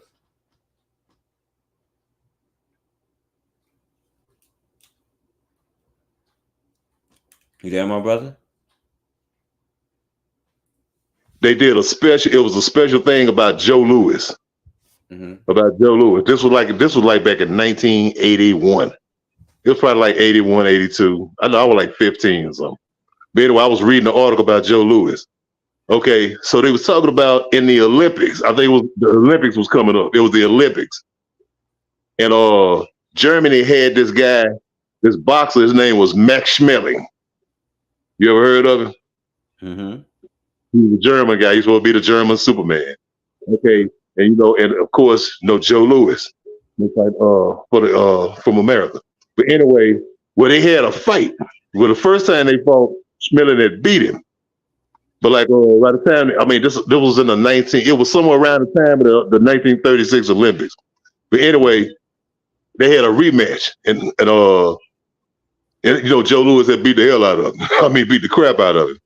Okay, it was this guy. One of these guys who was a reporter who was at the fight and seen the fight, was watching the fight. And you know how they had the whole media back then at that time. They would call it Joe Louis. Guess what they would call it Joe Louis? They said we had to recruit. They said we had to recruit reserve. I don't know how he said it. We had to recruit from our Ethiopian auxiliaries. No, that's what they refer to as the black athletes, as our Ethiopian auxiliaries. You know what I'm saying? Right. I'm going like what you said about the white man saying y'all send Africans to the Olympics. Or send Africans, but it was the media then was referring to black people as Ethiopians. Just black. Like our black athletes, the track stars, and all our performers at the Olympics. They were the Ethiopian auxiliaries. In the 36 Olympics, because Adolf Hitler was kind of pissed off at it that they talking about America sending all these black guys these blacks to come over here and compete. Against Germans, because they was winning all of the medals, especially in track and field. But yeah, the journalists over here in America, they refer to the black athletes as their Ethiopian auxiliaries. And I was tied that in with, like we were saying, the guy was saying that America used African athletes. Right. You kind of get where I was coming from. Yeah, definitely. Yeah, I feel you. Yeah, you're right. Yeah. So I'm saying they were saying I'm trying to point out that they were saying that way back then, just like he's saying it now. Yeah, that's what I'm saying. Yeah, they always that's why I kept going back to they don't come up. They're not creative. You know what I'm saying? They still calling people communists. You know what I'm saying? So yeah, they do. And they use the same talking points over and over and over. And that's what we got to realize. That's why even understanding the history and all of this stuff, and even how we portray it or talk about it, or understanding the truth about what really happened with our people, and now we got this thing where we think that we are trying to fit in with everybody, looking for acceptance, but it just doesn't work out that way. And then and that's why we always, because not only their Olympics we make them winners, but entering their militaries, we also make them winners of our resources and our bodies, in itself. Right? Hey, I was glad you said that. Can I say something real quick? Yeah, go ahead. Okay, look, I got a neighbor. He lived right behind me. He's an older brother. He's way older than me, but he served in the military. Me and him was talking one day. We was talking at the fence, and it came up. The conversation came up because he seen I had on like my I had my dashiki on and stuff. And he was saying, "Yeah, man, you like the little African thing? Oh, I like that." So we just talking, and he served in the military, and he served in the war in Somalia. Let's see, okay, back in under when Clinton was president. But anyway, we was talking, and he had made this little statement, man. I was in Africa, man. I went to Somalia. He was like, man, Africans, they don't like us, man, because he said he had they said something to him. They called, they was talking bad to him. But I said, but look, I was trying not to break it down because, guys are veteran, you don't want to, insult the veteran. I mean, me, I don't give a damn because my brother was a veteran and always telling me fought in the wrong army. But I'm just saying, I didn't want to, I didn't want to insult him by saying, hey, stuff like that. But I was saying, well, look, bro, can't you have to think about it? You gonna think about this? Think about it from this Somali person's point of view. Here you are, a black man in the white man's army over here taking over their country. You know what I'm saying? You ought to came in and took over their country. Got the leaders who they wanted to lead their country. Y'all got them on the run and hiding and everything. You know what I'm saying? Y'all dropping bombs and shooting, killing men, women, and children. What you think they gonna say? Hell yeah, he gonna look at you and he called him some kind of old nigga or something like that. You know what I'm saying? But I mean, I can understand that. Okay, if Virginia was your country and I came to Virginia with an army and took over and started killing your people and taking over your shit, you'd be like, man, what the hell wrong with you? You know what I'm saying? You'll feel some kind of way too. Yeah, I ain't gonna say that. Yeah, I'm gonna go in. Yeah, that's what I'm saying. So I'm saying he had in his mind that Africans didn't like him, but at the same time, he wouldn't realize that you in the United States Army over here taking over these people's shit. You in their country, they ain't called you to be here. You know what I'm saying? I mean, I understand what the Somali dude saying. You know what I'm saying? Yeah, get the hell out of my country, nigga. I understand that too. Because look what you're doing. And they don't have cognizant sense enough to know. I talked to my brother about this. My brother served 23 years in the military, and he was in both of those Persian Gulf Wars, and he was in Afghanistan. And I was talking to him one time. I was like, man, I know you. I mean, because they have, people that had this thing like run around, thank you for your service and all that. I look around and say, what your service had to do with anything over here? You ain't protecting nothing. How they protecting our future, protecting us. How is you taking somebody else's shit protecting me? You know what I'm saying? I mean, you just being used as a pawn, man, as cannon fodder by these white folks. You know what I'm saying? Because they want to send you over here and get other people's resources. I mean, we had to talk about that, man. I mean, I kind of got him people seeing. I ain't gonna say 100%, but he kind of see where I was coming from with it, though, man. So yeah, I just wanted to bring that up, forecast. Yeah, definitely. And even with this, right?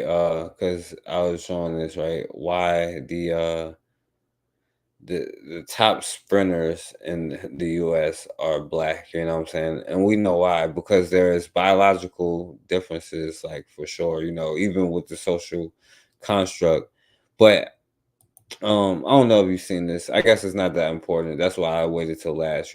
This sister here, you heard about her. She, Brianna Joy Gray, she got fired, and apparently, like all she does really is like K for Israel. Now I'm telling you, if I was a person like her who'd be like I'm anti-racist and oppress peoples around the world, like this channel would be like it wouldn't get as blocked as it is, and the more people would support it, but even here, she got fired fighting for some Palestine and all of this, And I don't know why in the first place she was on the show with this white boy here who's I only seen clips, but he always saying some, Neanderthal kind of stuff.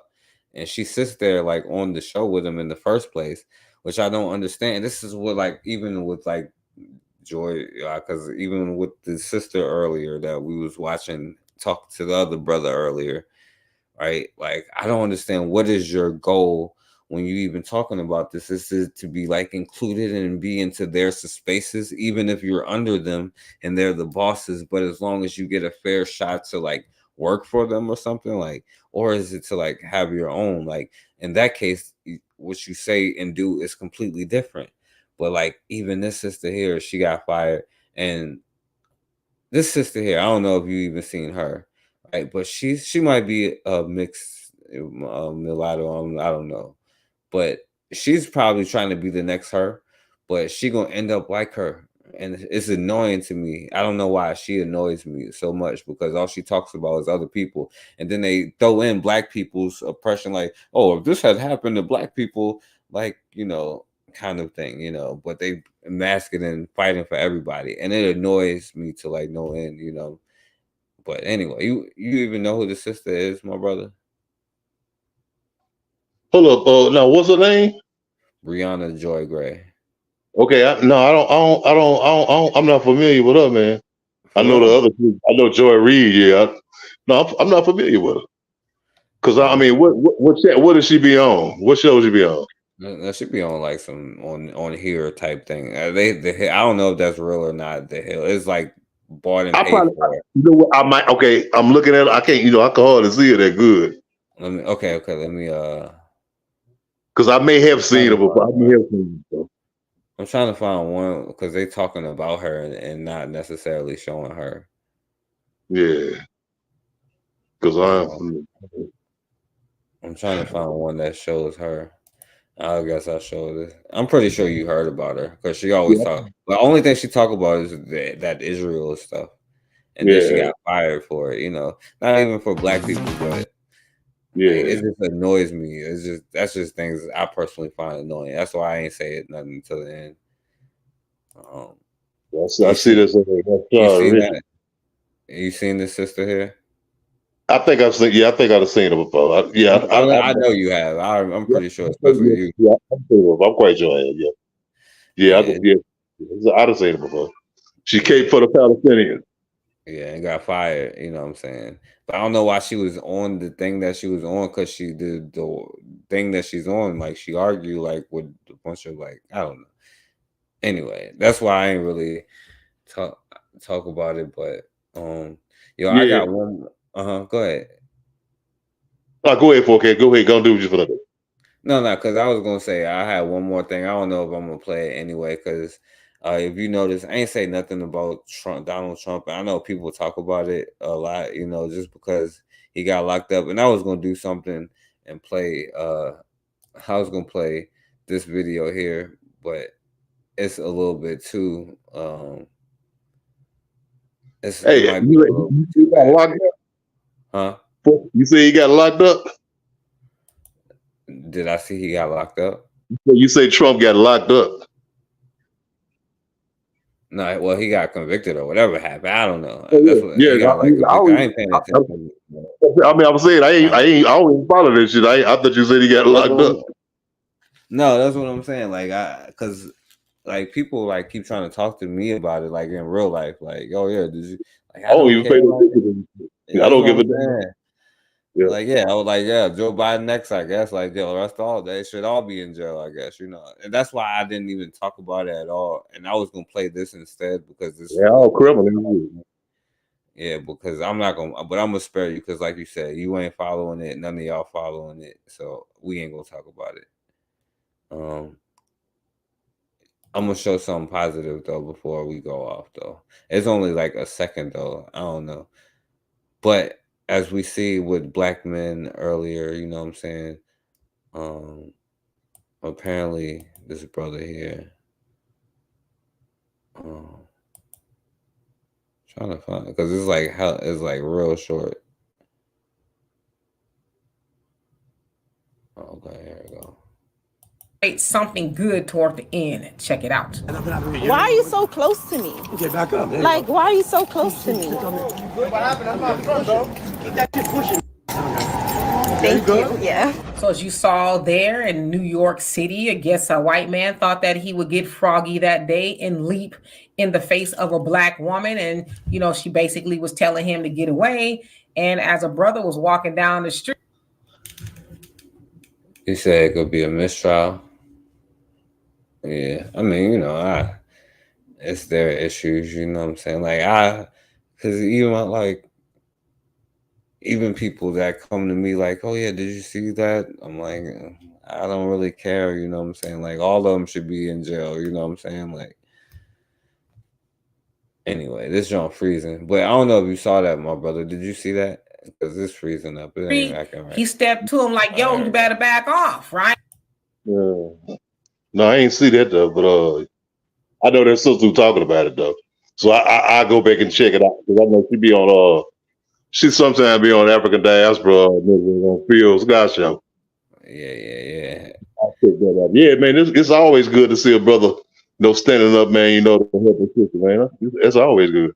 I was just I just wanted to, before you close out, we was talking about that sister with not just her, but all of them who was going with that old caping for the Palestinians and all that. I mean, it's like this here. You got the Congo right there, the Congo, the biggest country in Africa, basically. One or two. I mean, a country with all this vast mineral wealth and natural resources, all out the enormous potential. And you have the United States government, they corporations, American corporations, European all these people over there, trying to steal and take everything they can from this country, from out of this country, without giving back to the people. You know what I'm saying? Millions of people, man. I mean, ever since the late 90s, man, it's probably 7 or 8 million Congolese people, men, women, and children that died in this country. I mean, not 7,000, not 70,000. I said 7 to 8 million, 7 to 8 million people. All of these black people. This country has went through so much. I mean, all the way on back to that devil Leopold II of Belgium. You know what I'm saying? That was like over 10 million Africans right there. 10 million Congolese died then. But I'm saying this is right now. Right now in this country, women get raped, young girls get raped in the Congo. You know what I'm saying? Shit, they got little 3, 4, 5 toddlers, children working in these mines, picking the cobalt with their hands and stuff. I mean, all of the bullshit that's going on. I mean, this is a really a tragedy. What's going on in that country, man? And all these niggas can sit up here. I'm sorry. These niggas sit up here and talk about the goddamn Palestine and Israel. Now I'm talking about black people. I mean, when I see them doing this shit, up here caping all this bullshit, caping for the Palestinians, they doing this for the Palestinians, all this shit. Man, look at all of the goddamn people who your own motherfucking government got a hand in killing.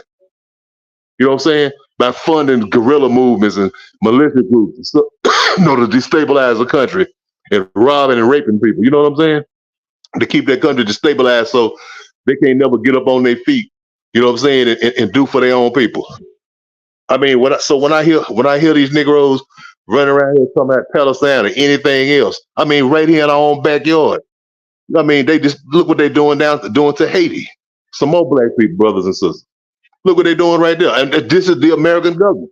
See, that's the whole point I'm talking about it. These Negroes who talking this Palestinian shit, and mostly they be Democrats. Okay, well, your own government, look what your own government doing in Congo. What your own government doing in Haiti. You know what I'm saying? Your government, the bullshit that they do all across Africa. What the hell? America got military bases all over Africa. You know what I'm saying? For what? And it's always in the places where they got resources at. I mean, while y'all up here caping for Palestine and worry about this little old bitty bullshit between some two cousins who ain't got nothing to do with us. You know what I'm saying? Y'all need to be worried about our people. You know what I'm saying? What a the Congressional Black Caucus lobby for the Congo or for Haiti. You know what I'm saying? It ain't now. You know why? Because these people just do these black politicians and these people you see always talk about Israel. These people like the Joy Reid, Corinne, what's their sister, the Haitian sister, Corinne Stevens, the one who Biden's some kind of press manager or whatever, who always be doing the press stuff. These Negroes ain't interested in nothing black. You know what I'm saying? These people are beholden to the white Democratic Party. And to whatever they say, and to whatever they want them to do. They just some damn puppets. So when I see that, man, I don't take none of them people seriously, man. A Joy Reid and all the rest of them, always running around there talking about this and that, about Palestine and refugees and all this old bullshit, man. I don't take them seriously, man. Them people ain't working for us. They don't give a damn about nobody. They beholden to them damn the white Democratic Party leadership. I'll leave right there for you. Yeah, you're right, and they wouldn't stand up for the people who still asking for reparations for Black Wall Street, the old lady in Congress, But you bring up an interesting point at the end, and it's an ongoing conversation that we have, like how they are working for other people. So then it brings up to the next logical thing, right? Should we be like making sure that we are not just like giving money to like somebody, but like making sure you pay your police, your security, or the people in your neighborhood, or your representatives, if that's what you want to do, right? Funding your spokesman or the people putting your whatever that you want done, or your teachers, or whatever it is that would be fall upon our responsibility. But then it goes on to like with them, with most people, because it's not just them. It's like the majority of people just watch television and the stuff that comes on there, and the propaganda or whatever that comes on there, and they believe in it, and they fall into it, and they go into their schools and are taught it every single day, and their goals is to assimilate into that. So their goals would be completely different, and it becomes a revisionist history, right? So then you start begging and asking for something instead of um, funding your own self and asking a representative who's funded by somebody else. There's a huge difference, because they're always going to be for the person who pays them. And even those who sell out, even if there are always going to be people that goes against them, and the self-hatred and all of that stuff. But the technical sellouts, right? The people who just sell out just for the money, you know what I'm saying? Like, but if you provide economic opportunities, like that may even help with that. But even if it doesn't, it'll help the rest of us. You know what I'm saying? Like, so like all of those things that you bring up, like it's important to know that we've done that in history, where we created societies here in America, in different places, in different countries, where we've helped people bury their loved ones, to take care of widows and the children, to educate each other, to build these schools and do all of these things. And now that's why it's important to fund ourselves in the things that we do, you know what I'm saying? So we don't, and also the communication from generation to generation in the family dynamic, you know what I'm saying, with, because we are taught, even if we learn by from watching somebody, our relationships of our mothers and fathers, how that works, or healthy friendships. That's how we learn how these kind of things work, but we learning that stuff from TV now. And so now I don't know, but anyway, you want to say anything before we wrap it up, my brother? Yeah. Hey, this the one thing. See, this is where we went wrong as Black people in America, and this is where we went wrong at. See, in the '70s, at the beginning of the '70s, see what we did. We went for the individual thing. You know what I'm saying? They started pushing that individual agenda for Black people. You know what I'm saying? Hey, forget the group. Forget because like in the '60s and '50s, the so-called civil rights movement.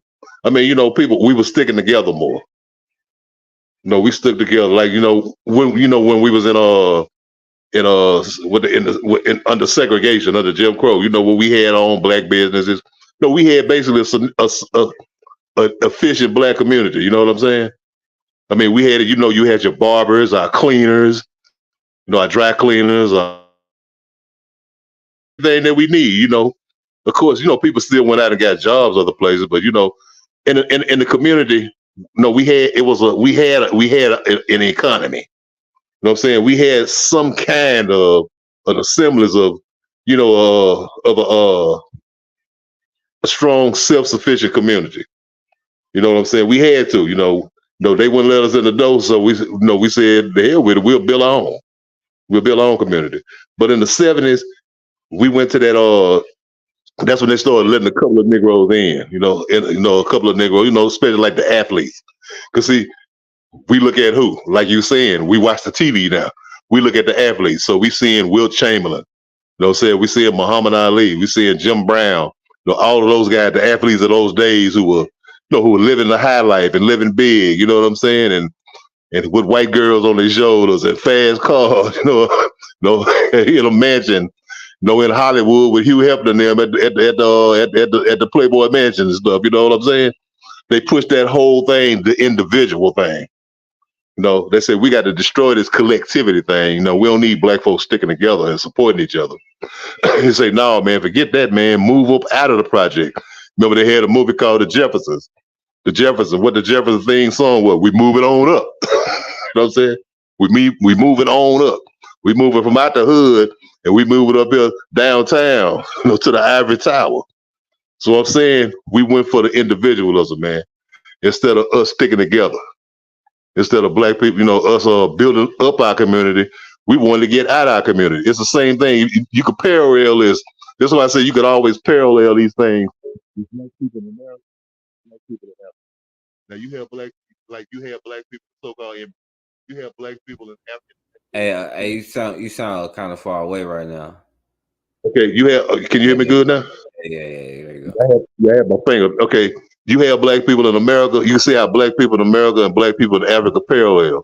Okay, you have black people from Africa who will leave their country and say, I have no future here. They can't, it's so hard, the conditions, everything's so bad for them in some cases where they'll leave and they'll go to the to the UK or go to Europe or come to the United States, for a better life.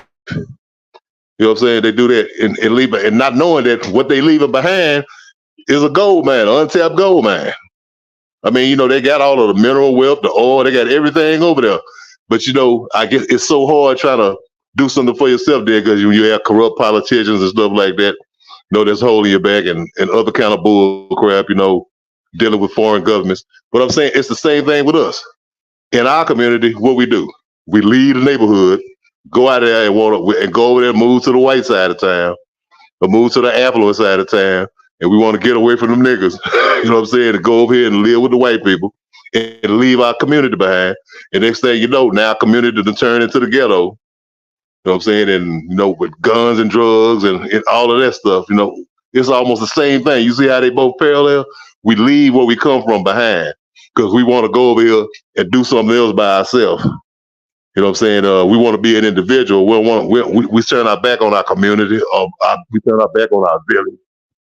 You know what I'm saying? And it is what it is now. We went for the individual thing instead of building up where we at. I would say to an African brother, man, man, look what you sitting on. You sitting on the gold mine. You know what I'm saying? Well, you got everything over here. Man, hey, get together with some more brothers and sisters, man, and y'all, and try to come up with something, make it work for you over here. Because you will see black people from America going to Africa, different parts of Africa, starting up businesses and doing good, man. They got this sister named Gia. She into the copper and stuff over there. She doing real good. But then, like I say, how it parallels. You got us in our community. We leave out our village and want to go downtown and up there where the white folks at, and and want to live a new life and leave our community behind and don't do nothing for our community. What happened then when our communities fall apart? We want to blame them for being thugs and criminals. When we sitting on the gold mine right here, in our own communities, man, we could build our own thing up. We could build businesses and make our community self-sufficient like they used to be back in the days. But we too busy. We going for the individual thing and want to get away from it. Yeah, I'd knock out right there for you. No, yeah, I definitely agree, and that's the whole point. I heard people say, I had to get mine, and I understand like people are hungry, but that's another thing that you would have to understand, that people are hungry. You know what I'm saying? And you have to account for that as well.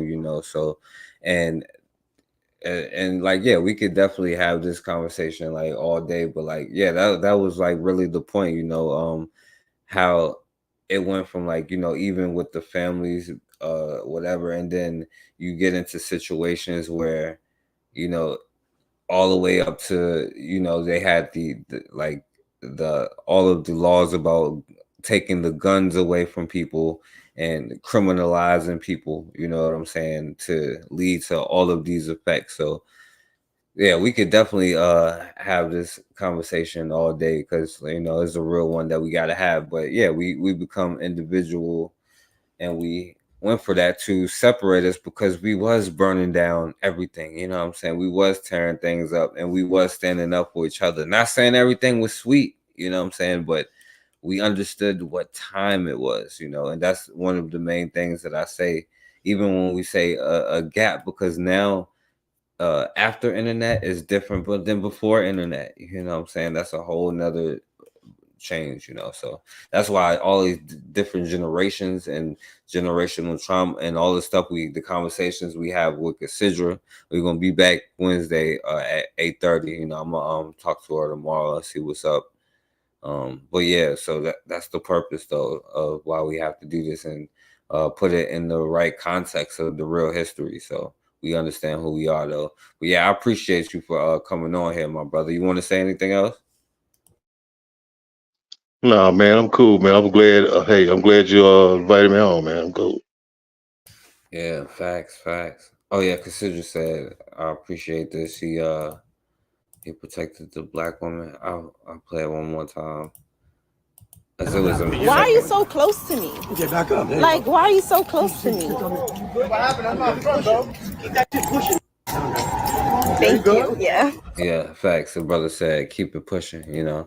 So I want to shouts out to everybody, you know, and the point is to learn it. And I'm here now like strict trying to get back to like the positive things and to like what I'm here for, you know what I'm saying? No matter what anybody or whatever, I'm trying to focus on making it the right thing and focus on the information that I think is important, you know what I'm saying, and not get caught up in the, because I told y'all before a long time ago, like I got a problem with trolling the trolls, and I try to keep that over there to them, you know what I'm saying, so I can't let that ever get like diluted, you know what I'm saying, like, so I'm strictly about business now, you know what I'm saying, so I'm gonna try to be anyway. I can't promise nothing, you know me, so but yeah, shouts out to y'all. Shouts out to my brother Anthony. I thank you again, my brother. Hey, Shouts out to hey, did you get that picture I sent you? Which one? I sent The it to one you with while you was talking. Yeah, when we was talking about the gun laws and stuff. No, I didn't. My phone was over there on the charger. That's why I couldn't Yeah, even see the comments. hey, you'll see it. You'll see it. Yeah, I'm gonna have to pull it up. I'm probably gonna have to show it next time. But yeah, we're gonna figure out the topic with Cassandra. So, and shouts out to Rum in the Bush. I support her. Shouts out to Raw in the building. I appreciate you always, Raw. RBG in the building. Appreciate it. My brother Black Megas in the building. Shouts out to him. Appreciate it. My brother Guy was in the building. Shouts out to my brother Guy. Appreciate him. William Bell, he be listening. I appreciate that, brother. He be sending stuff too. I appreciate everybody that send me information. And by the way, man, if anybody is like dead serious about like whatever, like, and not just like just whatever, just talking or like trying to like whatever. I mean like anyway, just like yo, hit my email and we'll talk about it on some like real stuff, like you know what I'm saying, like but I mean, like for real, but like you can hit my email, so it's all good, man. Because it is what it is. I don't even care no more. So I'm gonna let this brother here have the last words, y'all. Be judged by the color of their skin, but by the content of their character. I have a dream today. I must confess that that dream that I had that day has at many points turned into a nightmare. Now, I'm not one to lose hope. I keep on hoping. I still have faith in the future. But I've had to analyze many things over the last few years, and I would say over the last few months. I've gone through a lot of soul-searching and agonizing moments. And I've come to see that we have many more difficult days ahead, and some of the old optimism was a little superficial, and now it must be tempered with a solid realism. And I think the realistic fact is that we still have a long, long way to go, and that we are involved in a war on Asian soil. All right, so well, that part is my words. That was really the last words, but I do have to play these last words just because. When we allow freedom word of hate. And what we are trying to get rid of is hate and injustice. Continue, man. When we allow freedom reign, when we let it reign from every village and every hamlet, from every state and every city, we will be able to speed up that day when all of God's children, black men and white men, Jews and Gentiles, Protestants and Catholics, will be able to join hands and sing in the words of the old Negro spiritual, free at last, free at last, thank God Almighty, we are free at last. All right, so unfortunately, you cannot hold hands with Neanderthal girls. You know what I'm saying? It has not worked out for a couple thousand years. So you'll be free when you hold each other's hands as black men and women, and hold our children's hands and our elderly's hands and all that stuff. So as always, man, we have got to start standing for something, or we're going to keep falling for anything.